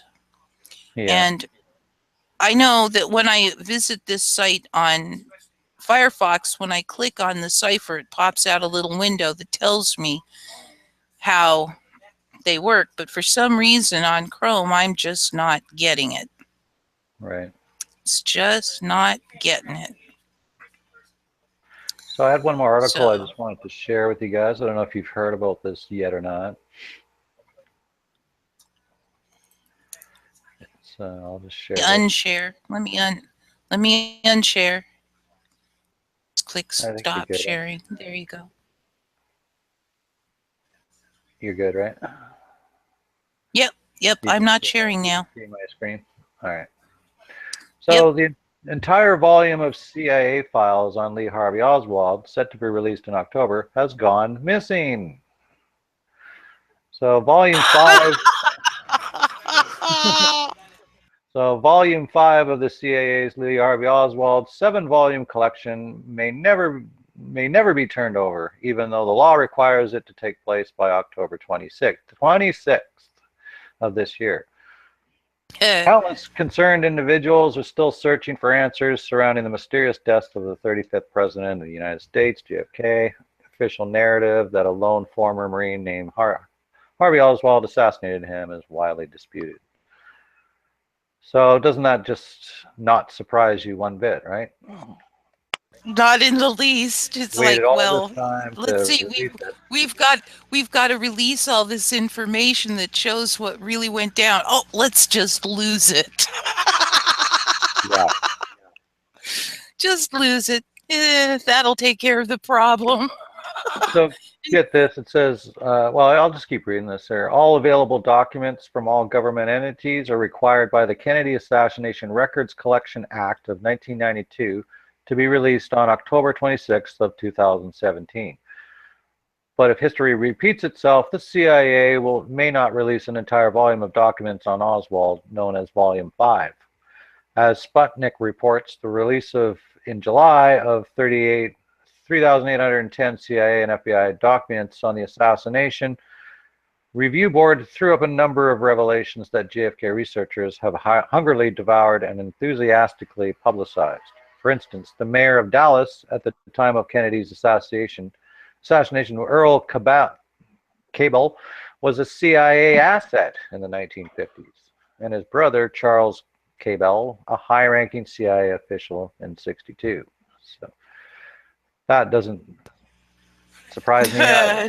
Put on your shocked face again, right? Yeah, really. Insiders. So I thought that it was interesting. Of course, They're going to cover this Yep. up until the world ends. So they'll never let us know about this Guess who one. we've got with us? It's like 9/11. I sneak up behind you. The ultimate Hey, how conspiracy. you doing, CW? What's going on, my friend? Long time no see. Yeah, My yeah. apologies to the audience. My apologies to the co-host tonight. My sincere apologies. I was sincerely hoping that things were going to get together. I'd be home, be available earlier, but things have just been, life happens. We do this work and it's worth doing and we try to keep up with it. But the fact of the matter is that it has to happen around life. And then just today, it was just an impossibility for me to get to you guys earlier. And I felt so bad, especially as I was racing down to the basement to set up everything. I'm listening to the broadcast and I'm hearing you guys literally going, oh man, I hope it gets here soon because yeah. we're running out of bed. And then when you get to the Gematria is so what's in the news today of conspiracy theory talk, right? Right. You run out of everything to say. It's Yeah. run the numbers. They'll kill time. Yeah. That or stupid human tricks, Yeah, well, life happens, man. We're happy to have you here. It does. I'm happy to be halved. Thank you so much. Thank you so much again. The apologies for the latest of my approach, but thank you guys again for having me, and I hope I can bring, participate in your discussion. You guys always have intriguing conversations over here, and we'll see what happens. Let's see where it goes. So welcome to the show. Hey, I was watching your live podcast that you did the other day, and apparently you've gone through a loss in your family. Yeah, no, I appreciate it. My condolences to you. Thank you. I know Absolutely. how cats can become very close as a member of your family, even though they're little animals. And Right. half the time you hate them, half the time you love them, right? It's just one of those things. It's a complicated relationship, and I try to explain to people, a lot of what the deal is, and people know that Lenny's been featured on my channel before, my cat Lenny. I had the guy, nigh on 12 years. Sometimes I get the math wrong and end up calculating out to 14, but it's 12 years. I had the dude, if you have a roommate for 12 years, you know what I mean? Woo, you get attached. It's the little things. But, day by day, it gets a little bit better. And certainly the outpouring of emotions from people has been beautiful. And I do want to say also this, for those who sometimes doubt the fundamental goodness of humanity, I got to tell you something. I have my share of trolls. Everybody does, right? You do this, you get your share of trolls. And there's some people that no matter what you do, come rain or come shine, they'll be there to kick you when you're down. They'll be there to really let you know. But it's almost like you hear that old story about the World War I soldiers, at Christmas time, taking an armistice, and at Christmas Eve playing a game, or New Year's playing a friendly game of touch football or soccer or rugby or something. And much like that, I feel as though there must have been some unofficial hands off on CW Chanter amongst the trolling community, because I thought for sure, shedding tears. I thought for sure, that I would get a lot of people being like, "Hey, what's going on? He's in heaven. He's happy because he's away from you." And nothing. It's been a ceasefire. Apparently, it's been declared amongst the trolls. So that's always touching. But there you go. But the thing, what? Thank you for thinking to state it, because it's true. It's one of those things. The kind of heart that brings people to care about people and people that are oppressed, and what's going on in the world, or what's really going on in the world, or the attempt to open eyes, all of these things, that heart it goes hand in hand. I mean, I don't see anyone out here that isn't an animal lover. Do you know what I mean? It's just one of those things. So it is what it is, and we heal. It's as I've been saying, one of the things that I say is that's the price of admission. Whether we're talking about an animal, or we're talking about a loved one, a lover, a friend, a family member, the price of admission of having the experience of people in your life, what makes life so amazing, is the fact that it's finite. I know there's a whole bunch of people out here in this community. They're always reaching for the white light pyramid of infinity on the fifth dimensional plane. My attitude is say goodbye. I'm more than willing at one point in time to say, hey, goodbye, CW Chanter. Nice knowing you. Hey, if there's a little spark inside, let it let it play some other game. But you know, forever is not all it's cracked up to be. I think everything gets boring after time. So the price of admission, you get the love, you get what you put into it. But you put in, when we True. love pets, we're putting things into. I have a coworker, and then we'll leave it this so it doesn't turn into Kleenex sour. I have a coworker, and at one point she said to me, she goes, "You know, this is why I don't own pets." When we were talking about my cat getting sick, I said, "Well, you know, well, why?" You know, she goes, "They live half as long as humans, but you love them 4 times as much." And baby, ain't that the truth? You know what I mean? You're gonna get upset at your pets. You know, they're gonna do things. They're gonna get you annoyed. You're gonna want your me time when they're dying to get into your lap. They're gonna get onto your work. They're gonna spill a cup of coffee. But at the end of the day, they're not going to do those oh so many little things that humans do that really just Really tick you you know off. that's what that really take you off. Yep. That really take you off. Yeah. Purposefully tick You you know off. what I mean? Absolutely. No back talk. You know what I mean? No sass mouth. You know what I mean? Yeah. No debates. And there was, you know what I mean? And, you know, there was the one. You know, even if it's your fault that the divorce went through, the dog don't give a damn. You know what I mean? Hey, Yep. listen, buddy. Your laugh still feels good to me, bro. They only act on impulse anyway. They don't think. So Well, There's I a don't know beauty in that that too. I wouldn't they don't say that think. it's that they don't think, but their thought processes are certainly maybe not as Basically limited, non-existent. but from the way our thought processes proceed. Right. And it's hard to, I mean, you know, and animals like people, you know, they're all individuals, and you know, we have those. It's like astrological signs. There's cliches about, you know, this type of person's like this, or this type of animal is like that. And then you know, you'll always hear those stories about this is a cat, he thinks he's a dog. This is a dog who thinks he's a cat. You know, this is a Yep. parrot who thinks he's a pot-bellied pig. I don't know. Here's the pot-bellied pig that thinks he's a newborn baby. You know, hey. Right. But there you go. They could all move to Canada and get married. You know what I mean? No, we don't want them here. Send them back. Send them back. There you go. There you go. Build a We've wall. Build we've a already got a wall. border problem as it is. Build a couple. You know what I mean? I say, and that's what I say. You know, it's like, you know, and I gotta tell you, here's what I tell all my patriot brothers and sisters. I say, listen, you got to watch all your perimeters. I think Canada is setting this up for a sweet sneak attack. You know what I mean? We're not Scott. We're looking down south. You know, to be building walls. We're You know your what I mean? bitch. We're Meanwhile, USA's CW. Canada's We're USA's bitch. We have no power. We're the Yeah, no, queen's but bitch. are you up in the Great White North?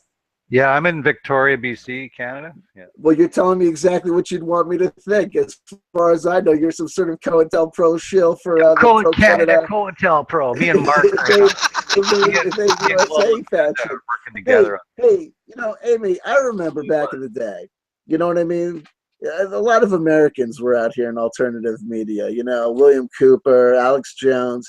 Now I turn around, you got Shane the Ruiner, you got Gemini over here. Now I All got these Canucks. Canadians. Yeah. You know what I Yep. mean? That's how they're taking our jobs. They No, are. they're They too are. docile. Too Build a docile. fucking wall. We're too stupid That's up what here. I say. It's my vote. This Build it out of population snow. is completely dumbed down and stupid. They don't even care about politics. Majority of people. That sounds like a challenge. Well, you know, I mean, you know, I gotta tell you, the funny thing is, it's like wherever you go, people are the same. So it's like I could say the exact same thing, you know, from down here, you know, and it's just the nature of the game. I think that's just one of those rules of life, is that if you're going to try and do something, one of the things you're in the realm of people movement, in the realm of politics, in the realm of change, in the realm of you know motivation and you know power to the people, you're going to have to deal with the fact that you know the majority of the people that you're trying to help are going to be acting in a way 99% of the time that's adverse not only to their interest, it's specifically adverse to your attempts to help them. You know what I mean? Like people fight you if you try to help them a lot of the times, and it's just one of those things. And so hey, I guess you just got to keep on keeping on and keep on the good fight, and do what you do. So we were talking earlier about the whole Trump, and I don't know how much you're up on politics. I know you don't get too much into geopolitics or anything. Right. You're more of a philosophical approach on things, right? More or less. I mean, I touch upon it. Maybe it's such a but I am tuned in, as it were. So if you guys are talking, yeah, we're talking about this North Korea Trump. Okay, yeah, so Throwing around the term nuclear war everywhere on every headline, every radio show, right? Right. Nuclear war. Nuclear war. What's your take on all this? Where do you think they're trying to lead this to? What do you think this is? Other than, we all know that the military-industrial complex makes money off war. War is a racket. War is for bankers, right? All wars are banker wars, right? We really know all about that. But where do you think it's ultimately what they're trying to do with this? Well, I mean, first of all, I mean, I tell people to deconstruct it. I would say from the outset, I'd have to say that I'm one of those people that I don't think that everything is collusion and controlled from the top. Meaning, well, I do believe that there's overarching conspiracies and spider webs of conspiracies that run through and connect many political players who are often presented to the public as enemies and adversaries. I do not subscribe to the belief that everything that we see is a shell game or theater. There's some people who believe that everything that we see, all political movements, everything that's reported to us as news, is mere propaganda and is mere, controlled. All the parts are controlled, and it's all just an illusion. Right. So I would say that I don't know where it's going. All I would say is this: is that part of the problem that I had with many members of the alternative community when Trump came in was, while I understood the rational hatred for Hillary Clinton, not only as a candidate, but as a political persona and player. I do believe that Alex Jones is correct and not committing any sort of libel when he says that she has blood on her hands, right? Having said that, the lionization of Trump as he came in, I tried to point out and say, guys, even from the grab him by the pussy, that's unpresidential. That's just déclassé. At the simplest, most fundamental hygienic level, this guy should have triggered people's disgust reactions, and people should have said, I know everybody wants a man of the people, but to a degree. But I'm the kind of person that thinks that doesn't define a man of the people as a guy who walks into church scratching his ass and walks out of church scratching his hiney. Do you know what I mean? I define the common sense people as people who say things like, if there's a whole bunch of mixed, company in the room, let's, tone the language down unless they know that they're tuning in for that. And that's what CW Chanter is about. Whatever, you know what I'm saying? Or take off your hats when you go inside. Or, stay for dinner. Or, bring something while you come to somebody's house. That there's, or don't look for a fight and try and calm things down. I think that that's the common man that we need in the White House. The person is decent enough not to be bought, but is not so a man of the people that you could imagine yourself sitting next to him in a bar. I don't want to sit next to the president in a bar. I'd like to think that the presidents of the class, the people who get to be presidents, are of a class and character that they don't hang out with guys like CW Chanter. No offense to me, but honestly, do you know what I mean? I'd like to think that they would be in bed by now. I'd like to think that they'd be some kind of square. A little bit, just a little bit, not closed-minded, not stuck in the past. You don't want them to be a drunk or a partier or a cokehead like Obama was. You really don't want that. Listen, you don't want that, but if that's your list of things that you found objectionable about Obama, you should have seen Trump coming in a mile away. If you think that this guy's not a party boy, if you think that, it's amazing how many people are still out here trying to sell this guy. He's a casino gangster. He's a mafia casino gangster from way back. Again, there you go. Meet the old boss, same as the new boss, right? Or reverse it. Yeah, they needed Trump. This is the time in history that they needed somebody like Trump, right? They know that most people are politically awake, right? Like Zbigniew Brzezinski said, right? He said that the awakened masses are becoming very more political nowadays. So they needed to come in and they needed to guide everybody and control opposition everybody into a certain type of president, right? Where Yep. you think he's doing, you think he's more like you, right? Right. And he's not a career politician, right? Which that's one good thing he's got going for him, right? In the eyes of the people voting. And he was all against the fake news and the he called it the deep state, right? That's where we got that term, the swamp, drain the swamp, right? Right. So we really did, the people really did need a Trump for this, right?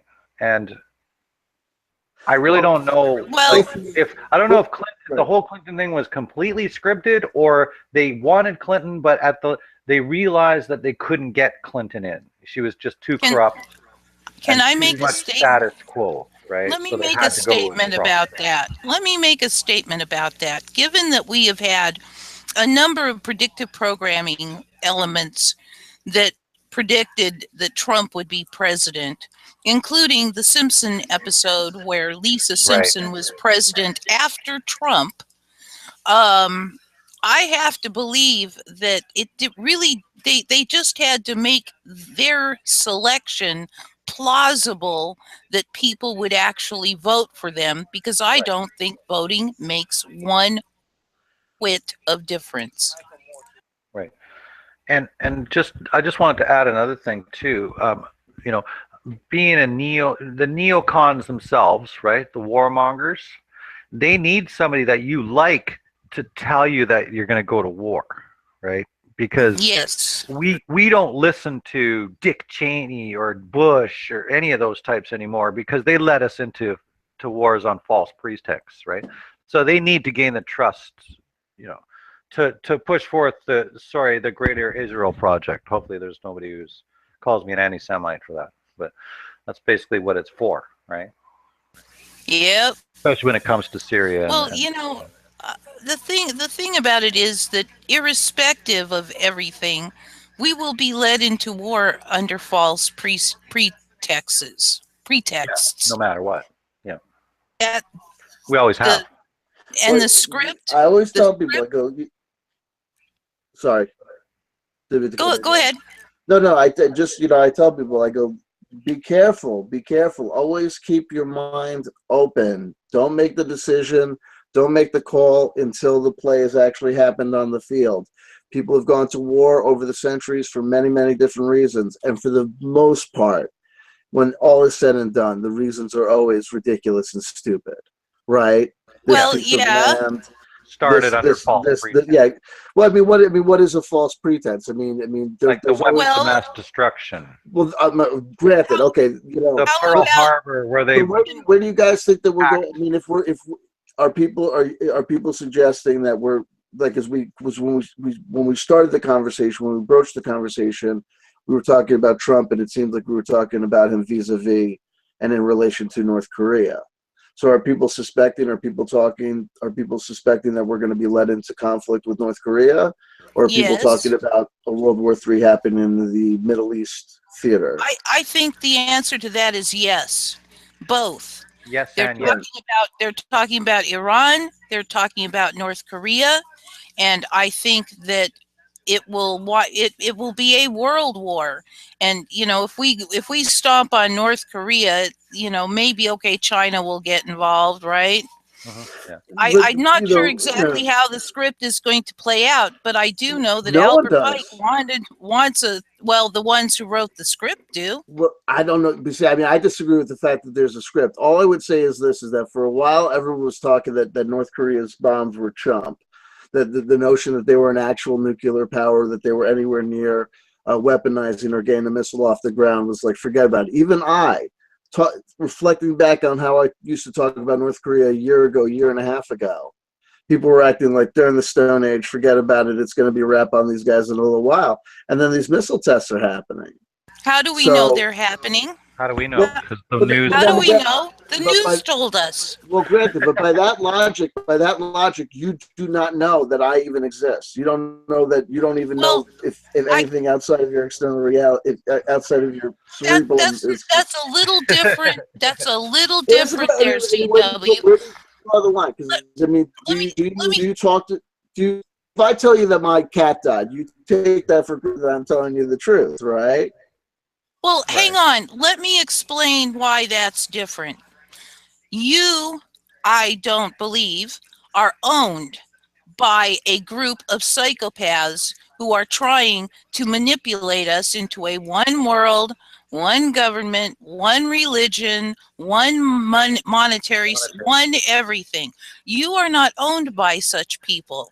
That is I give that very high For all we probability. know. And if I was a psychopath and had all the money I could possibly dream of and wanted control of this planet and owned the media, I would not put a single thing on that media outlet that I didn't control the narrative of 100%. I mean, it's like Aaron was saying, you know, his neighbor had some guy that I guess he was working on the property and living in a trailer on the property. Absolutely. Guy down the street. I took a hostage, let the hostage go, and then blew himself up with propane, including the trailer he was in. Now, Aaron was sure this was going to put his little town on the map, that it would be national news. The fact that it did not even make local news should be a clue.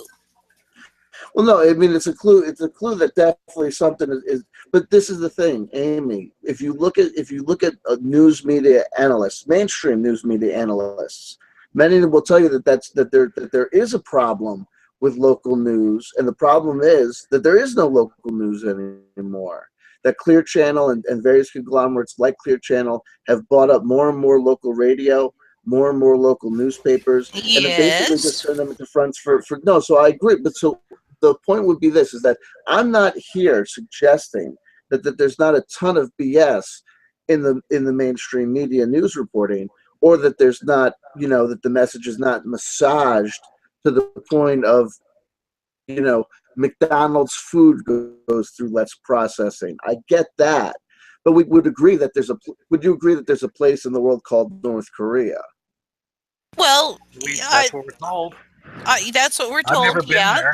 I've never You say been that's there. what we're told. So I mean, but I mean, do you think that it's just saying? I'm do you sure there's doubt enough it's funny? people out there that have been there that know someone who's been Yeah, there. I'm going You to know, guess.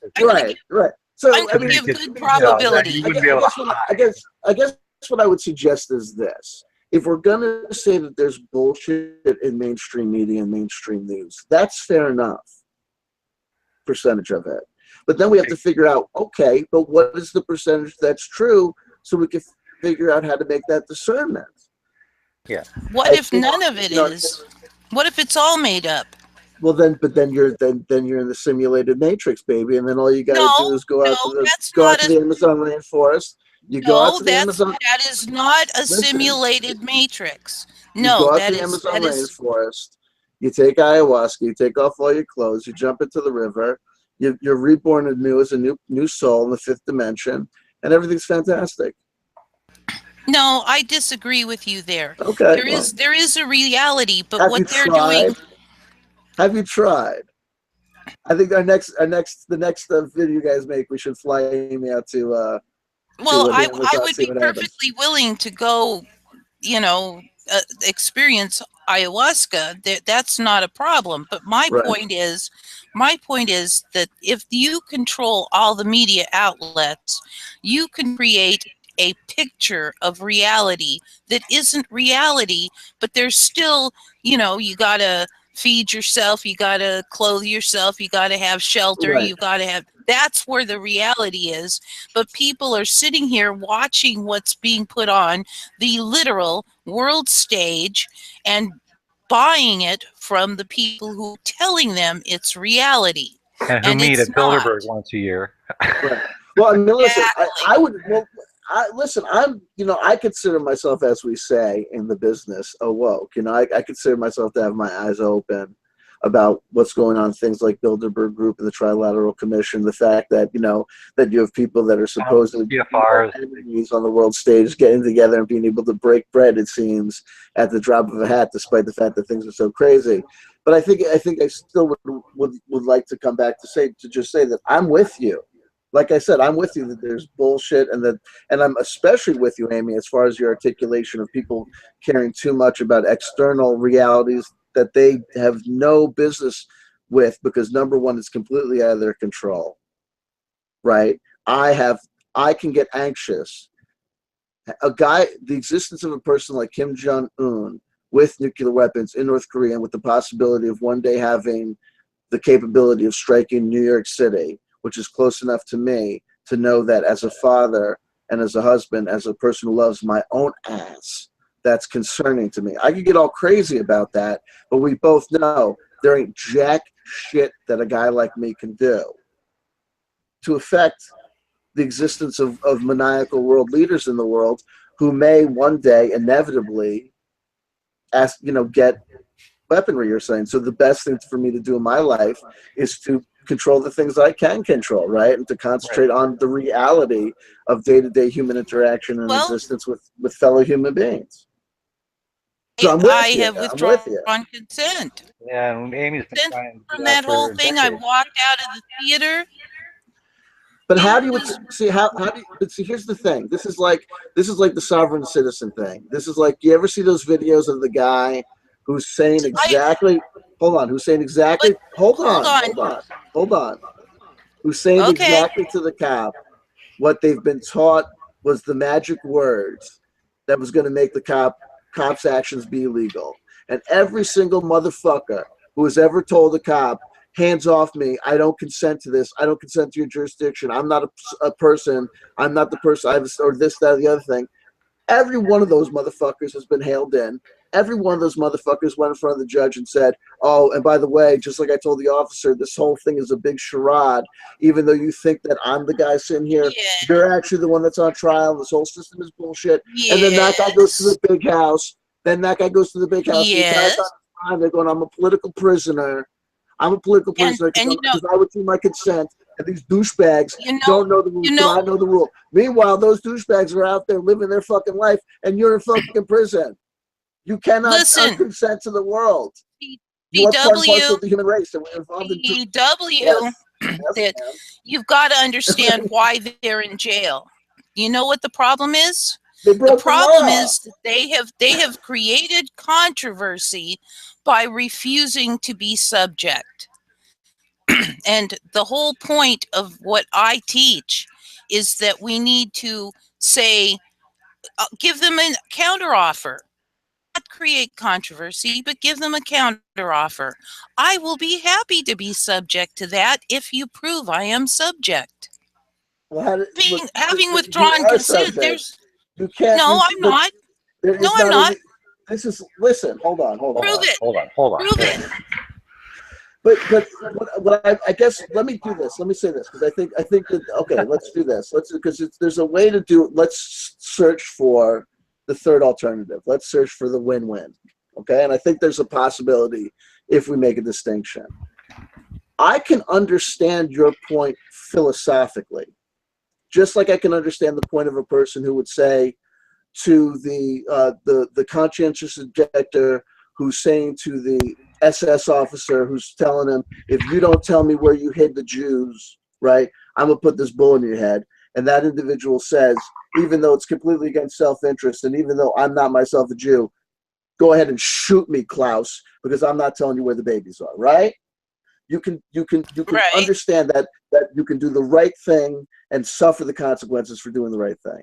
But what I'm trying to say is that despite whatever philosophical arguments we can make, the practical and pragmatic effects of reality dictate that every person is born into community, into a family, into a village, into a people, and in today's complex world, often a nation state, and it's just the way that it goes. And listen. Hold on, let him finish, and then we'll That's what I've seen.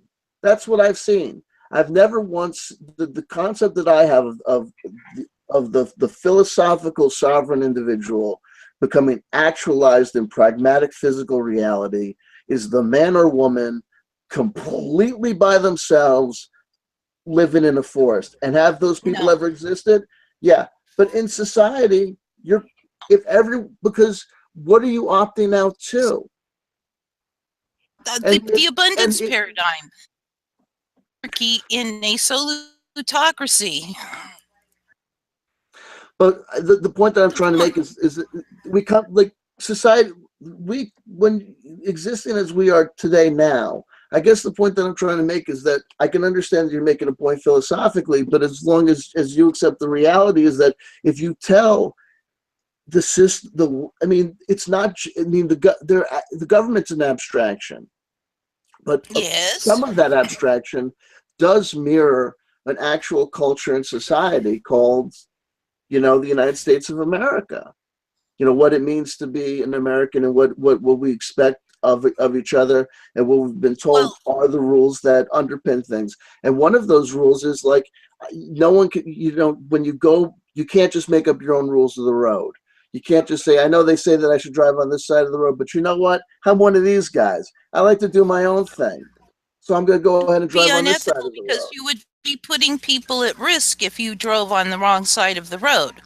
And there are the three laws of ethics. And the conditions that create regulation, the conditions that create a system where people normatively look around at circumstances and say, guys, hold on. We're all going to have to do the same thing. We're all either going to drive on this side of the road or that side of the road, right? Right. That whole system, that turns into laws, because what happens when you infract against this ethical system? It's baked in. We have a system. Okay, we wrote down the rules. You drive on this side of the road.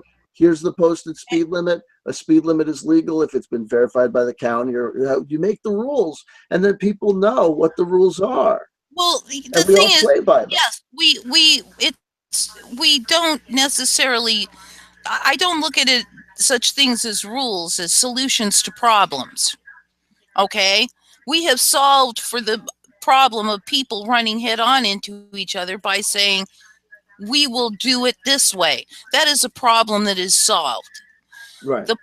My point is that yes, the first initial few brave people who stand up and say, I do not consent, as long as my behavior has maintained ethics, sovereign human, not sovereign citizen, that is an oxymoron. Sovereign human on my planet, which was stolen from us by trusts and deceit. Look up the CONHWC. At any rate, if we say I am sovereign citizen, they may bully us, even though, if we've broken an ethical law, one of the three, yeah, okay, we are liable for that. But if we've broken the law, I sold lemonade on the street without a license, that's not unethical. Yeah, the first brave few are going to be bullied. Yes, they are. I expect that. But my point is that when enough of us are doing that, saying, I'm going to sell lemonade and I'll be happy to be subject to your license if you prove I'm subject, which there is no proof, period, if you've withdrawn consent.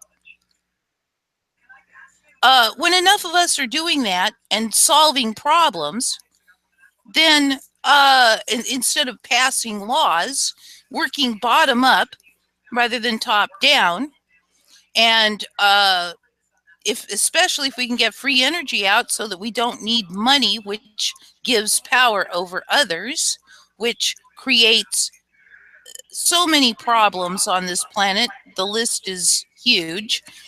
And someday I'll go into it. If people want to go into that, check out my featured vid on my channel. It's 15 minutes long. It goes into some of it. And if you want more, there is a link to my forum where most of my articles are posted. and knock yourself out. Understanding why we need, if we want peace, if we want humanity to live abundantly, if we want to have personal power and not be bullied over anything we're doing that isn't unethical, and by the only way to do that is to step out of the system as it is now, because it's set up to pass, quote, laws, acts, bills, codes, statutes, ordinances, etc. It's set up so that the people in control, because when you start with the realization that the United States is a corporation, CEOs are not going to be, no corporation's going to let them, the Joe public select their officers, including their CEO.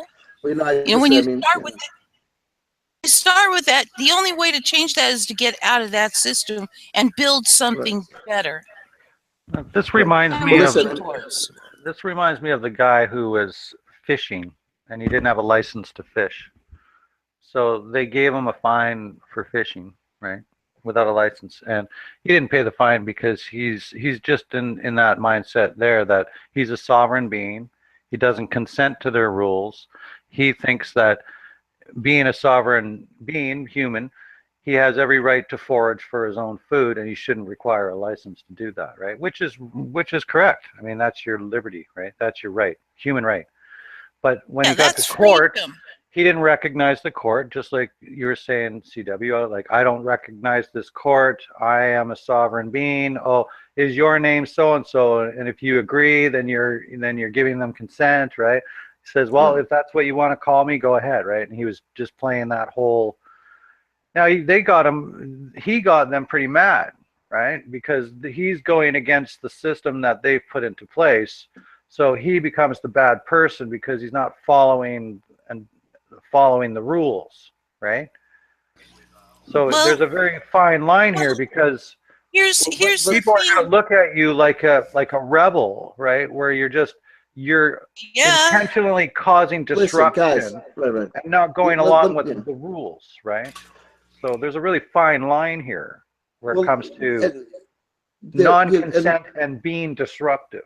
Right? Yeah, no, and I don't mean to suggest, and also I don't mean to suggest or say that there's things like nonviolent resistance or sit-ins or work strikes or Occupy movements. I'm not trying to say that there isn't a justification to oppose unfair oppression or to push back against control systems. That's not what I'm suggesting at all. If we're talking about agenda or what we're trying to do, I think I'm on the same page.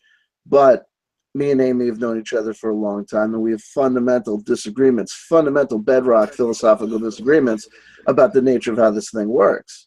And I just want to say, first of all, I just want to say, because you're laying out a long litany of things, and I respect you, and I respect your research, and I respect your philosophy and your rationale. But I just want to say that, hey, I disagree that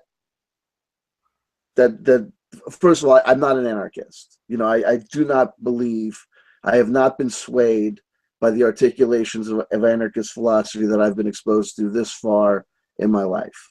I've looked at it. I've done my research. Well, some people end up capitalists. Some people end up libertarians. Some neo-Nazi. Primitivists. You can be all over the map. And I just have not ended up an anarchist, despite having been exposed to the information. So I fundamentally, I think it sounds like philosophically we have a fundamental, disagreement. But it's just, pragmatically, I will say this: while there can be examples of people over BS regulations, silly stuff, the fishing license stuff, the collecting rainwater. We've all heard the horror stories. I apologize if I'm breaking up, but that doesn't change the fact that what I'm talking about is Winston Shroud is going to go to jail. Okay, it's September 22nd.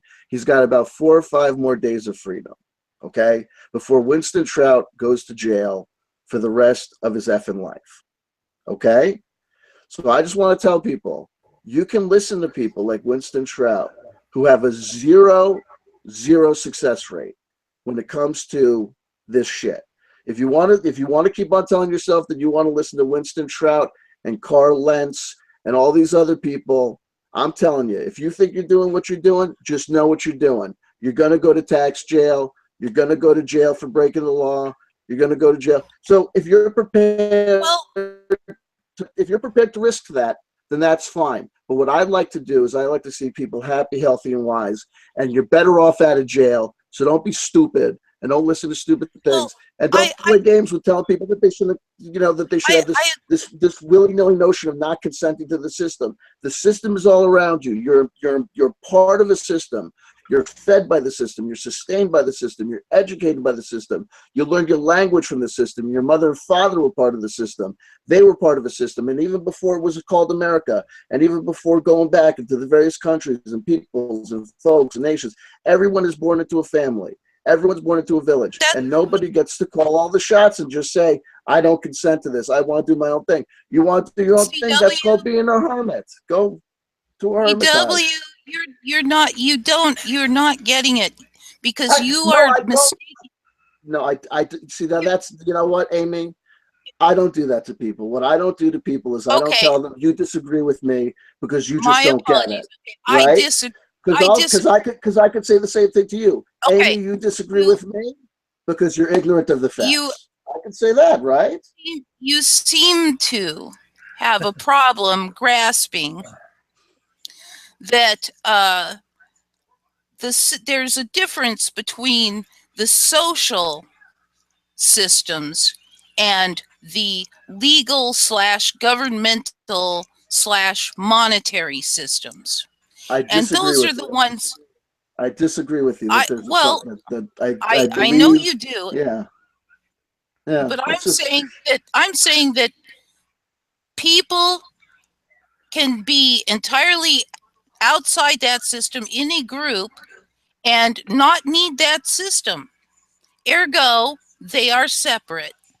If you have people who get together in a group and say, this is how we're going to run this space.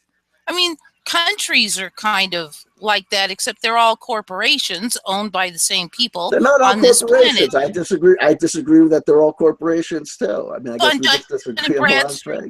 Look them up on Dun & Bradstreet. They're all there. That's not the United States of America is not a corporation. You guys are all wrong. The Act of 1871. I've read that act, Broseph. It's not a corporation. It doesn't say it incorporates the capital of D.C. Well, the America was all the time. The Virginia company. The reason that people trip out over that act, okay, is because if they would just look up, I tell people this all the time, just look up 3 other city incorporations, modern city incorporations. You can go from Washington D.C. backwards. Go to Italy. Cities get incorporated sometimes. Towns grow into villages. Villages go into city. At some point, the establishment says, hey, we got to recognize this. We got to get postage to them. We got to get taxes. And it becomes incorporated as a city. I was just watching an interesting documentary today about incorporation of cities in regards to Las Vegas. We do have one of those in Canada. It's called the Corporation of Delta, BC. Okay. Called the Corporation of Delta. I'm pondering. I've been over this act so many times with people. I don't know, where are you seeing this turning into a corporation? I just don't understand. Well, I gave you a bit a long time ago. I saw that whole video. The video was full of this stuff. Read the actual act. It doesn't say what people say that it says. If people would just read on act with their eyes open and say to themselves, maybe an interesting video, Amy, why would be don't we go on to other subjects? That's fine. That's fine. So yeah. Well, I mean, look, I mean, I love you, and I love you too. And here's the other thing, I got to tell you, sister, this happens to me sometimes where I say to you, like, you know, what do you think is going to happen when we start talking? I mean, we've been talking since 2015. I think we first met online. And we've never agreed about any of this stuff, so I don't know why you keep on calling me at your show. You guys need a whole 3 or 4 hours. Yeah, somewhere around there. You know, it is what it is. Popcorn for that one. Hey, listen, yo, God bless. So what? We'll move on to other subjects. What do you want to talk about? Teletubbies or Beanie Babies? You got anything you want to ask them? Anybody in the chat? You're the guest. What would you like to talk about? Amy, I have no problem talking about the Active 18. How about this? I mean, maybe we should talk about how it could. Maybe we should talk about this. Maybe we should talk about how the fact that people need to accept that. I accept the fact that you're an intelligent person. I don't think that I'm smarter than you, right? I just think that people need to know and understand that people come to different points of views about things. And the notion that anybody's got the answer is just, I don't understand how we can do this. And also, I don't understand how, like you say, you act as though I'm talking about, like, oh, you're saying that you did that thing, that philosophical argument, ergo they're not connected, meaning that because you could have a particular group of individuals acting together in a non-hierarchical structure, that means that that's possible, and therefore we can have cultures, large cultures, without, you know, rules and regulations, or without, you know, leaving that and putting into this abstract laws and statutes and regulations. But no one has ever seen a nation of people acting as autonomous individuals in a non-hierarchical structure. They haven't. Of course, they never have.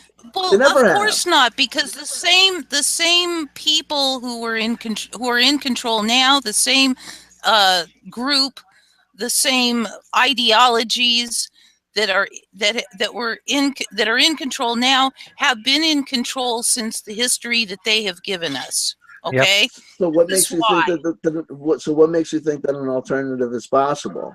It's like for the thousands of years that we've got three technologies that we did not have in the past. We have free energy. Yes, they had that. Hidden and suppressed. I don't think we have free. I don't believe in free energy. I know we have free energy. I know. My father worked with T. Townsend Brown, and he would tell us all about the energy they were getting out of the ether and about gravity. It's actually, you guys, it's actually technically called subtle energy. Yeah, I mean, I don't disagree. Well, this is a subtle energy. Call it ether technically energy. Called subtle energy. Anyway. Well, here's the thing: the people don't have free energy. Can we agree on that point? I mean, I've never seen any free energy. I know I pay up the nose for it. Use this technology. This is one of the hidden technologies that the Masons keep from the world, from the secret society. Exactly.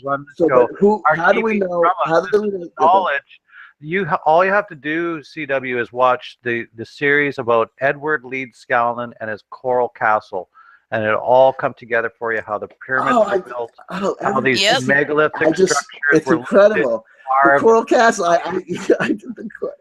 don't think that it was there. It is there, and it is accessible. This is what they use for things like Stonehenge. This is what they use at things like, there's a ley line, an electromagnetic ley line that goes directly through Stonehenge. And it's directly around the world into key spots where megalithic structures are put. Pyramids, temples, all the rest of it are all on ley lines where they actually harness the energy from the electromagnetic grid, which is what Tesla called the ether.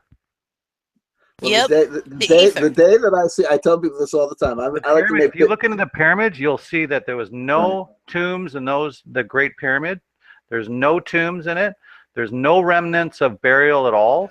All you can tell from close investigative research on the pyramid is that they were either electromagnetic conductors or transmitters.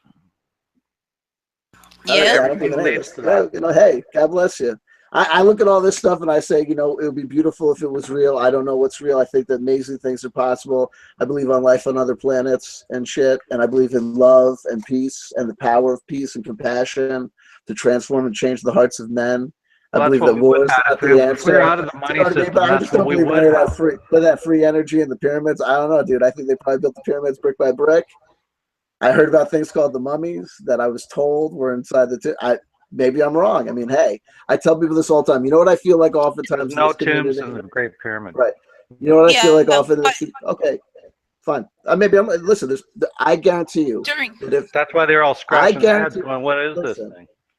if I were to go through systematically my body of assumptions and knowledge, right, and were to seriously commit to researching and tracking down the origins of what I believe and where they come from and whether they're right or wrong, I guarantee you there's boatloads of stuff that I'm probably incorrect about. Having said that, as a practical, pragmatic person, I find myself walking around this community oftentimes feeling like Walter Peck in Ghostbusters, right? I feel like that's maybe my job, is I'm the square walking around saying, okay, I'll believe it when I see it. And, I don't know what to tell you well, other than You can make a free energy generator I yourself. can It's with I can how, rotating accept. if magnets. people could make free energy generators, they'd be doing it all over the place. Let me ask you a question. They suppress this technology. So They don't allow it but to go listen, mainstream. we live in a society. They We want live in us a in society. oil, CW. They want us to use the resources in oil so they can be the Yes. barons for the oil industry. They Three don't want us names. to use free energy. Tesla I'm came out and had free energy devices that he invented, and his work was complete. He was killed by J.P. Morgan and his cabal of creeps, and Yep. with Rockefeller as well, because he wanted Standard Oil to be the energy source. Right? They wanted oil, and they killed him, and they burned all his work, and then his work was hidden with I think it was his grandma or sister or something, aunt, and they killed her too and burned her house down later. right. Right. Well, They don't want this. So If you look at the Masonic so Temple in the Grand Lodge in Philadelphia, you will see how they create free energy and they use free energy on the listen, walls of the temple itself. hey, listen, I gotta It's tell you, right brother, there in front of you. Right. I have friends that are former Freemasons, and what they tell me is they say that all of the horrible rumors are true. Fluff, That fluff, fluff. that's an Fluff, old fluff, man fluff. social. That's an old man social club. That they're Yeah, getting yeah, together yeah. in the Blah, most blah. That's disgusting. Yeah, bullshit. the most nefarious, They disgusting can't thing they tell do. you. They can't Listen, talk you're about gonna what they tell talk about. They can't Radigan. tell you. If they do, they'll Listen, fucking it's die. impossible. Listen, Radigan. I'm going to tell you something. It's just implausible. It's just fantastical to me that this sort of level of Illuminati conspiracy could actually exist in a world where we know how No, I never said fundamentally flawed Illuminati. I human said people are. Freemasons. The highest I was order. Radagast. Radagast has appeared on my channel multiple times and has admitted to have once time being a Mason. So what? And he's the guy that yeah, but testified Well, that low this is an level old hold man people on. social don't know club. Yeah, jack you crap, right? yeah, What? Higher level. low level And that's they don't know. ones are not the ones. But so and I still go around being a communist. And people come up to me and say, "How can you be a communist when the Soviet Union fell?" And I say, "Oh, the Soviet Union's not real communism." And I'm going to say, "Well, what about this problems with the capitalists or I'm going to say the libertarian?" Well, you make these arguments about the capitalist free market, but then here's a problem in the United States. Here's a problem in the United States. Here's a problem in the United States. And the libertarian says, "Yeah, because the United States is not a free market. It's so regulated out the wazoo. It's so far from a libertarian ideal. That's why we're seeing the problems that we're seeing." Everybody's got an explanation for why when their ideological, idea comes. I don't know what to tell you, brother. I don't believe it. I think that the Masons are just the Masons. I certainly don't think that those guys got free energy, because if they had free energy, they'd be wrecking shop all over the place. Why would the average age of the Freemasons go up every year? They're dying out. The kids don't join the Freemasons. No one's joining the Freemasons. But if those guys had free energy, everyone would be joining the Freemasons. You know why? You'd have to. No, You'd have to, because they'd be out there with their space blimps, and I'd be out here like, that's not exactly what I said. That's not really what I said. What we said was they have a technology and they have knowledge of ancient technologies that have been suppressed for their benefit. Knowledge is power, and they suppress these technologies so that they can monopolize what they want us to use, as per se oil and gas, because they can make a huge profit off that. If we had free energy, they wouldn't be able to make any money. No, I just don't. First of all, I don't. We were able And to it would make accounting. It would make accounting for human energy moot. It would be like accounting for grains of sand. I disagree. Remove the I just money, don't- which removes their power. I believe that free energy is a physical impossibility based on what I know and accept about the nature of the world and the universe. I don't believe that's fine. However, when I know that my dad was telling me about what they were getting in their experiments, and I know that when it went black, he would not talk about his work at all. I remember the night when he came home and told me we couldn't talk about it. We couldn't even say the word electrogravitics because they want it secret for now. I know it's there. And I know that they hide it.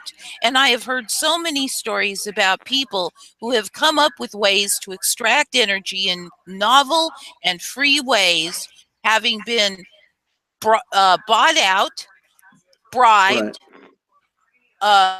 threatened, what can I tell you? blackmail, ruined. So CW. Elon Musk. So you Bill believe Gates, that a bunch of slaves Steve way back in the Jobs. olden days, a bunch of thousands of slaves hauled stones across down the Nile, and then across. I have no idea what happened.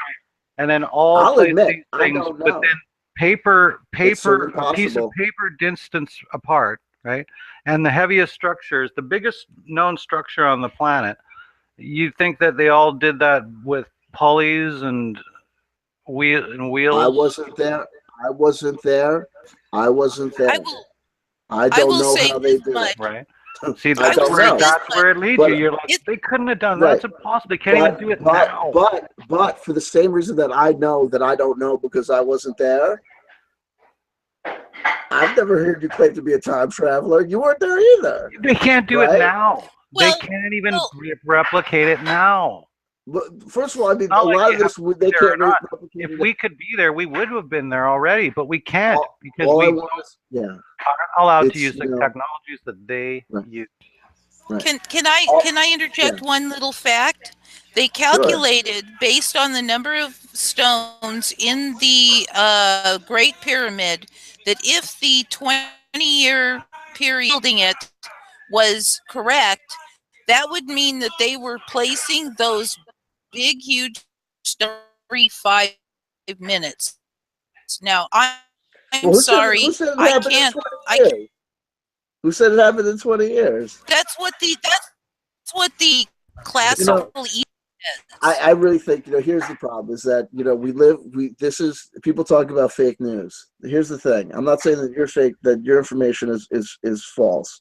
What I'm trying to say is this, is that unfortunately, it used to, maybe once upon a time, because of human integrity, a person could pick up a book purported to be written by an Egyptologist, read information in that book by the purported Egyptologist, and trust that it was, valid information and true, well researched, backed up, and in agreement and in accordance with, the accepted research of others.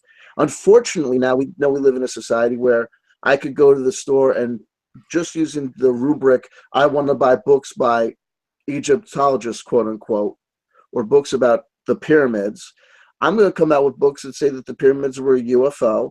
I'm going to come out with books that say that the pyramids were just built by humans. Hey, don't worry about this bullshit. I'm going to have books that say, hey, the people that thought that we knew how they did it, they're wrong for these reasons, but I don't think that it was an alien, or I don't think it was an atomic bomb or a free energy device or whatever. Well, it's the point that I'm trying to make is this: is that you're gonna point to a list of things and say, here's what the research says, but I guarantee you that we could go to alternative sources that are going to say different things. And who's right? I don't know, but you don't know either. CW. But we know there's no free energy. Do you have free? Are you paying your electric bill? I'm paying an electric bill. They don't allow us to have. We have to pay their electric bill.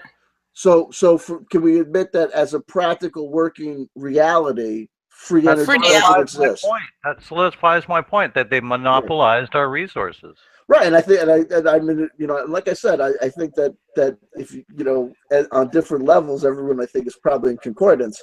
Believe you me, I'm not. I agree with you that many energy, renewable resources and alternative energies are oppressed by big oil, you know, for the obvious reasons. Well, yeah. Right? I just don't agree that at the end of the rainbow we find a free energy device, which, like I said, I doubt the existence of, for the same reason I doubt the existence of God. It's on the wall, the Masonic wall in Philadelphia. That's all I'm going to say about this topic right now. And I'm going to tell you that in a world full of people as smart as Elon Musk, Bill Gates, the magnetic currents that they're. Oh, good heavens! Those people are. Well, so there's no geniuses. There's no geniuses. There's no one who's really smart. I didn't say that. Okay, so those people are part of the problem, especially people like Bill's. They're psychopaths. If you could build a free energy device, if Keshe could build a free energy device, Bill Gates could, and Steve Jobs would have. Yeah, and but because they can't make money. How do you make money? It's not possible. It's not free energy. You can't make money off free an energy. illusion. You have to sell something to someone else to make money. You can't. You might as well. Talking about selling things, you might as well sell your soul to the good Lord Jesus Christ, because you're believing in a faith-based initiatives. It's not faith-based. I'm sorry. When my father tells me what he was doing, energy source exists. Amy, I love you. I love you, and I'm glad you had an amazing relationship with your father. I've got the foundations of electrogravitics on my web forum. Okay. Build it. I don't have any money. Believe me, if I had money. How much do you need? Send me an invoice. If you've got a free energy device that works, I'll find you investors. You can make one. Here's part of the problem with anybody. You can make one yourself. I could show you hundreds of videos of people making their own. Well, why don't you? But everyone could show me a video, but no one is doing it. And a lot of those videos have been debunked. You know how magnets. You know how rotating magnets work, right? I'm not going to bullshit and say that I do, my man. I don't. I don't know how magnets work. They have a natural tendency to push away from each other, right? Okay, yeah. That's free energy. You know what? Can I tell you something? I have conversations with flat earthers that go along these lines. Like, have you ever seen this? Have you ever seen that? So then that proves it. I don't know. Free energy? I don't know, brother. If it existed, let me ask you a question. Hold on. So we've got Putin, we've got Trump, we've got Kim Jong-un, we've got Merkel, we've got all these leaders around the world. No one's making a break for free energy. Well, they're all Jesuit. Jesuit. If it could be built, why wouldn't they? Someone would do it. No, they're all Jesuit. They're all in the club. You're telling me that the reason, the thing that's maintained, free energy is a possibility, but the reason it's never, that no one has gone for the gold is because they're all part of the secret cabal? Is there one leader? Is there a Cobra Commander? They're all in the club. They all have the same agenda, control over you. But why wouldn't they have it with free energy? Here's the thing. By your logic, why would they let us get radio? Without the money. Why would they let us get television? Why would they let us get the internet? Because free energy tools to control. But if they had free energy, they would have unlimited money. They wouldn't need to give people anything. They do have unlimited money. That's the whole point. Listen, hold on. I don't know. Let me tell you something. Here's the reality. If these guys had the access to free energy technology, we wouldn't be having this debate, and I'll tell you why. Because we'd all be working in the fucking salt mines with our robot overlord masters whipping our fucking back. It's just not possible. That's the future. That's the future. Well, I'll make you a bet. I'll tell you what. In 100 years from now, if it's a post-apocalyptic world of tomorrow, I owe you a Coke. I'll drink pop, but I'll take a pop. But can I tell you something, my man? With my effing luck, brother, I'll have wandered deep into Canada during the post-apocalyptic wasteland where we're all ironically living to be 100 years old. And I'm going to run into your ass, and you're going to be like, dude, you look familiar. I'm not so good with faces, but I never forget a bet. Brother, it's 21-27, and you owe me a Coke. and I'll be like, damn, well, you know bro. my face looks right now, so you can. That's it. I'll see you coming. I'll go the other way. Like, damn, bro, I'm not giving up my last coat. Come on now. No, this is a good debate. I mean, everybody, like you said, Yeah. everybody's got their own conclusions, right? And I don't know, and I can't say that you're wrong. I just want to say, Yeah. so I think that you're a little under-researched on the whole topic of electromagnetic energy and the availability and the suppression of it. But I mean, that's something maybe, you know, now you might go and look a little bit more into. And all you have to do, like I said, is look at Coral Castle, that little guy who put those monolithic, huge stone structures in his yard in the dark, okay, overnight, by himself. And that, it pretty much tells you the whole story. And they show you, there's a video on my channel, it's called The Secret of the Universe. And it shows you mathematically how this is done, right? And through a flywheel, he has what's called a flywheel, and he harnesses the free energy with the sound vibration as well. You see, you have to combine with the sound vibration to make this happen. It's basically an anti-gravity, creating anti-gravity, and that's the way that they can shape these stones on the pyramid, that you can't put a paper in between them, CW, and that's it's physically impossible in our technology right now to do that. You know, that's just where I'm at. You know. Yeah, no, I hear you, brother, and I got everybody's got their own. They do. Listen, I gotta tell you, and that's cool. You know, and the fact of the matter is this: is that's why they've got debates in the halls of academia. The fact of the matter is this: is that in no field do you get people, two quantum physicists, two astrophysicists, two chemical engineers, to this, agreeing 100% down the line on everything except like the most rudimentary basic things. So hey, I can't tell you. I'll tell you this. I'll say this, is that I'm not saying that it wasn't aliens. I'm not saying we don't that know it that. wasn't We can't rule that out either. Dragons. It could have been. We can't. No, exactly. That's all I'm saying. So yeah. I don't know. I am totally saying that, number one, I don't know. And number two, because I don't know, I can't, with any of, to my satisfaction, say that you're wrong. And that's why we have these discussions. And I think what it's really all about is trying to figure out, understanding, when do people accept something as a valid piece of data to incorporate into their worldview? You know what I mean? How they apply that. And people are going to have different standards, and some people are going to think that some people are too close-minded, and some people are going to think that people are too, you know, maybe wishy-washy about something. And that's just the way that it goes. You know, that's just the way that it goes. All right, take a deep breath, everyone. There you go. Let's talk. If we talk about anything, we can talk about the blue avians, because I think that's, maybe we talk about, say, they were all on the board. And I gotta tell you, and just so people know, I mean, I'm one of these people. Maybe it's the family that I came from.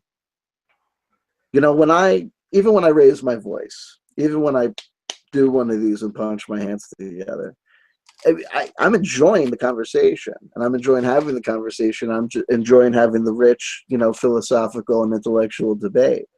You know what I mean? I certainly hope that nothing that I do comes off as rude, obnoxious, or crude, and or causes any offense. You know what I mean? I think none whatsoever. CW. These are how ideas get explored.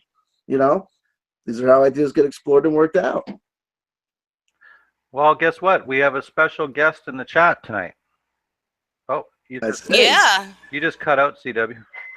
Oh, I'm sorry. Your sound just completely cut out. We got Aaron in the chat. Hey, Aaron. Yes. Hey, Aaron. We're missing you, buddy. We're having a heated conversation. Absolutely missing you. You're missing all the fun. Yes.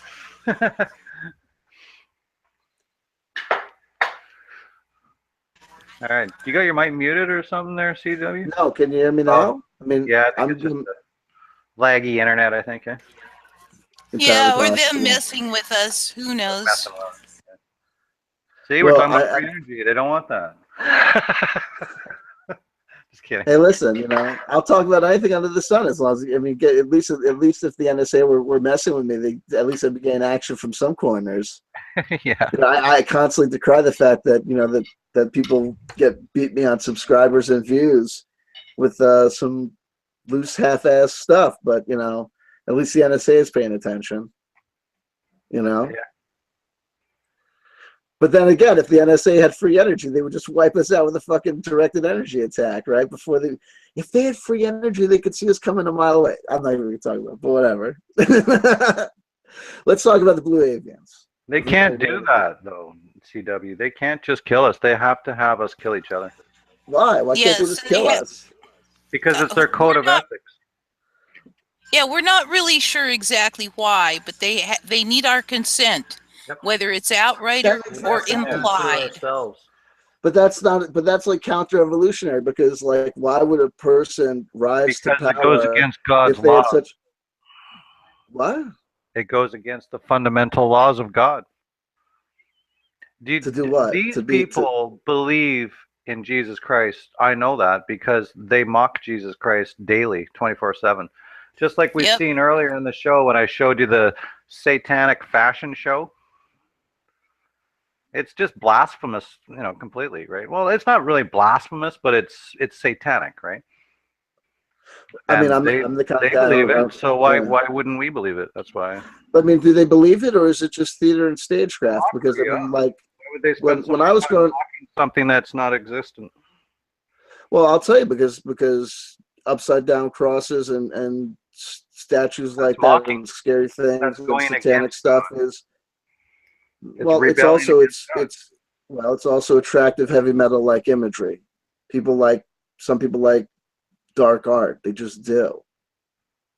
I don't believe that it's all this, that, the other thing. And also, I think a lot of them, they may be mocking God, but when they're mocking God, they don't think they're mocking a God that actually exists. They're mocking a control system. Like if you talk about a fashion industry, you're talking about an industry full of people who have been disenfranchised or may have been led to feel that they've been disenfranchised or may actually not, or are disenfranchised by established religions.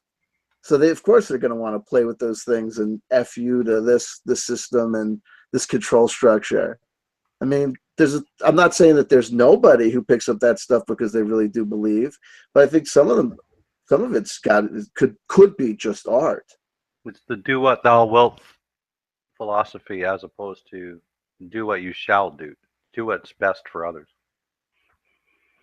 Well, it's like love is the law, love under will. I mean, there's a lot of different ways to interpret things. It's like how they put things in front of us, like they do predictive programming in movies, because they have to tell us what they're going to do to us before they do it.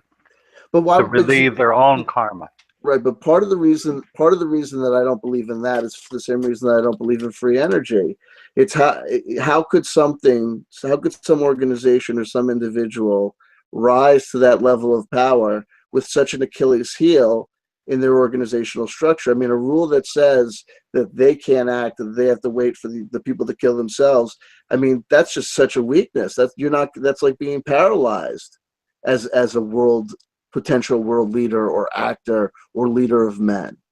How would you do that? Just through deception alone? No swords, no fighting, no violence, just through deception? It doesn't make sense. It just doesn't make sense to me. It just doesn't.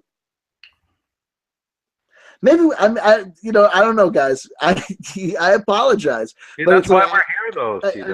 I feel as though I could do one of two things. I can either lie and just act as though I agree, or we could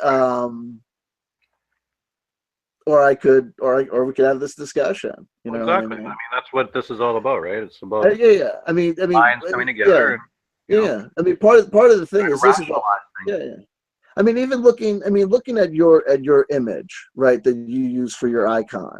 Not just Gemini. I mean, you can see, random. Right. Well, but then again, there's many people. What I'm saying is there's many people out here in many different religious communities who would point to that and say, "You're clearly satanic." Yeah, right? That's logical. That's demons. Yeah. I know that a lot of astrology, it's witchcraft. Yeah. You know, they could do that. Take my icon. What would you say to them? You'd say, if that's ridiculous, wouldn't you? It's just random, though. It's just random. It's ridiculous. Just like Amy's logo she's saying there, with her one eye. Yeah. That eye. It is the eye of consciousness. It represents each and every conscious, aware being. Right.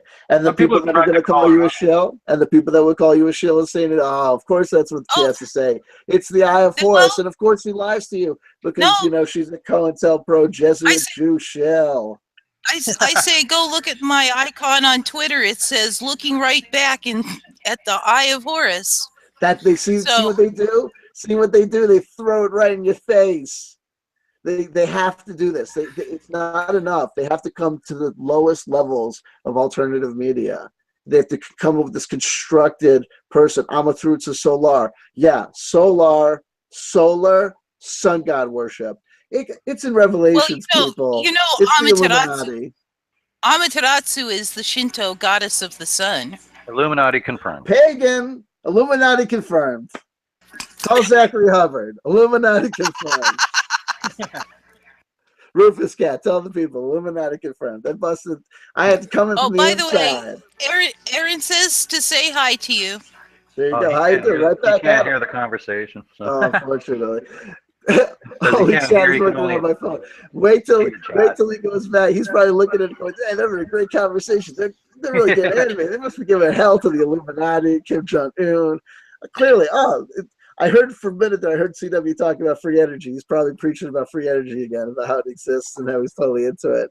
And then he's going to come back and watch the replay and be like, why is everyone fighting? No, he knows. He knows No, about I freedom. know. No, I know. But yeah. No, it's been a great chat. We're coming up to the final hour. If there's any final subjects or anything you guys want to get off your chest, now. Could you imagine if I had shown up on time? Oh yeah. my God. Dear. My God, we would have been like, I'd have been throwing my laptop out the window now. Yeah, I know, and you know, I watch out because me and Amatrutsa Solar were both on the East Coast, not that far away from each other. At a certain point, I could just see both the laptops getting slammed down. Be like, "Fuck you, bitch! I don't care. I'm coming at you. Huh? Coming at you." Long Island. That's right. That's right. That's it. Just head. We'd be doing each other in. Just keep talking. Just keep running your mouth as I head south, and I'll just meet up with you somewhere. Yeah. North. I mean, whatever. All right, well, I just wanted to run through and just thank all of our guests again in the chat. Run Around, he's one of our moderators. Thanks so much for being here. Greatest Potential, pleasure as always. We got Pansy in the house, so that was really nice of you. Hugs and kisses. Broadsword, good to have you here. Cleo Seeker, didn't mention you earlier, but I did now, so there you go, and thanks for being here. Lady Zaga, of course, one of our regular peoples. Thanks for coming by. Sorry, I couldn't get into the topics that you wanted there earlier. We sort of got, into heavy conversation. He wanted me to talk about the whole fires with the oil reserves in Fort McMurray in Canada and stuff. But F Your G, who's that? Oh, anyway, thanks for being here. Never heard him before. Big P9, thanks again. 99, sorry. Anyone else? Joseph Wilmine, Zoroaster 40. I think that covers everybody. And of we course, love you all. Sandra Texera, I believe, was here earlier on. I'm not sure if she's still here, but yep. Peace and love for everyone. Blue Blood. Juxtapose was here. I didn't even. Oh, absolutely. Juxtapose. Yes. Okay, we got. Yep. Joseph Wildman, welcome. And of course, our very special chat guest, Rufus Cat. Thank you for being here. Absolutely. You couldn't join in on the chat.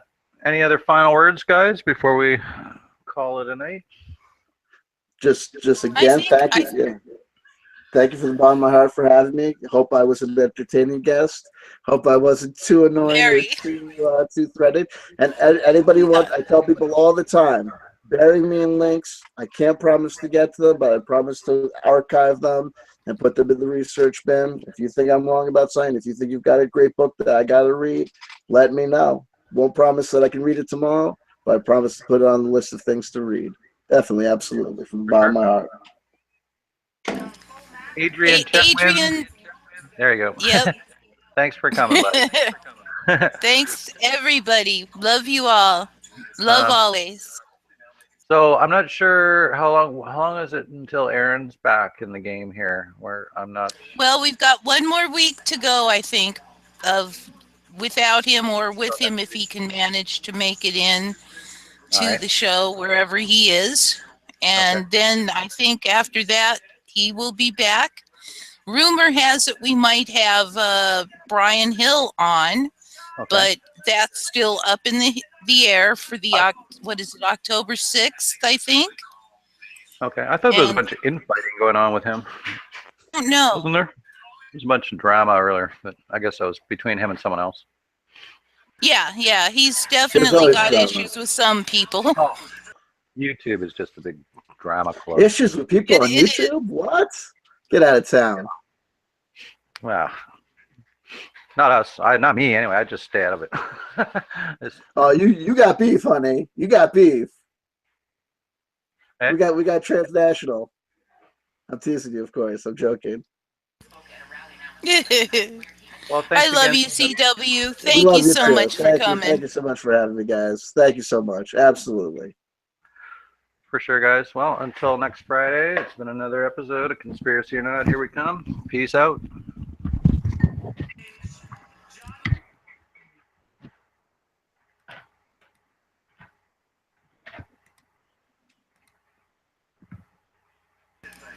Mute your mic, CW.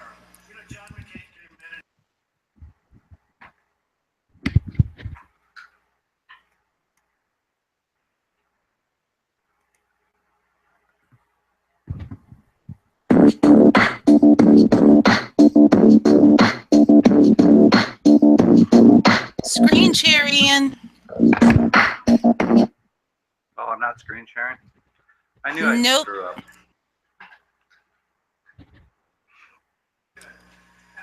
All right, guys, let's try this one more. Thanks again for joining us at Conspiracy or Not. Here we go. All good now? There we go.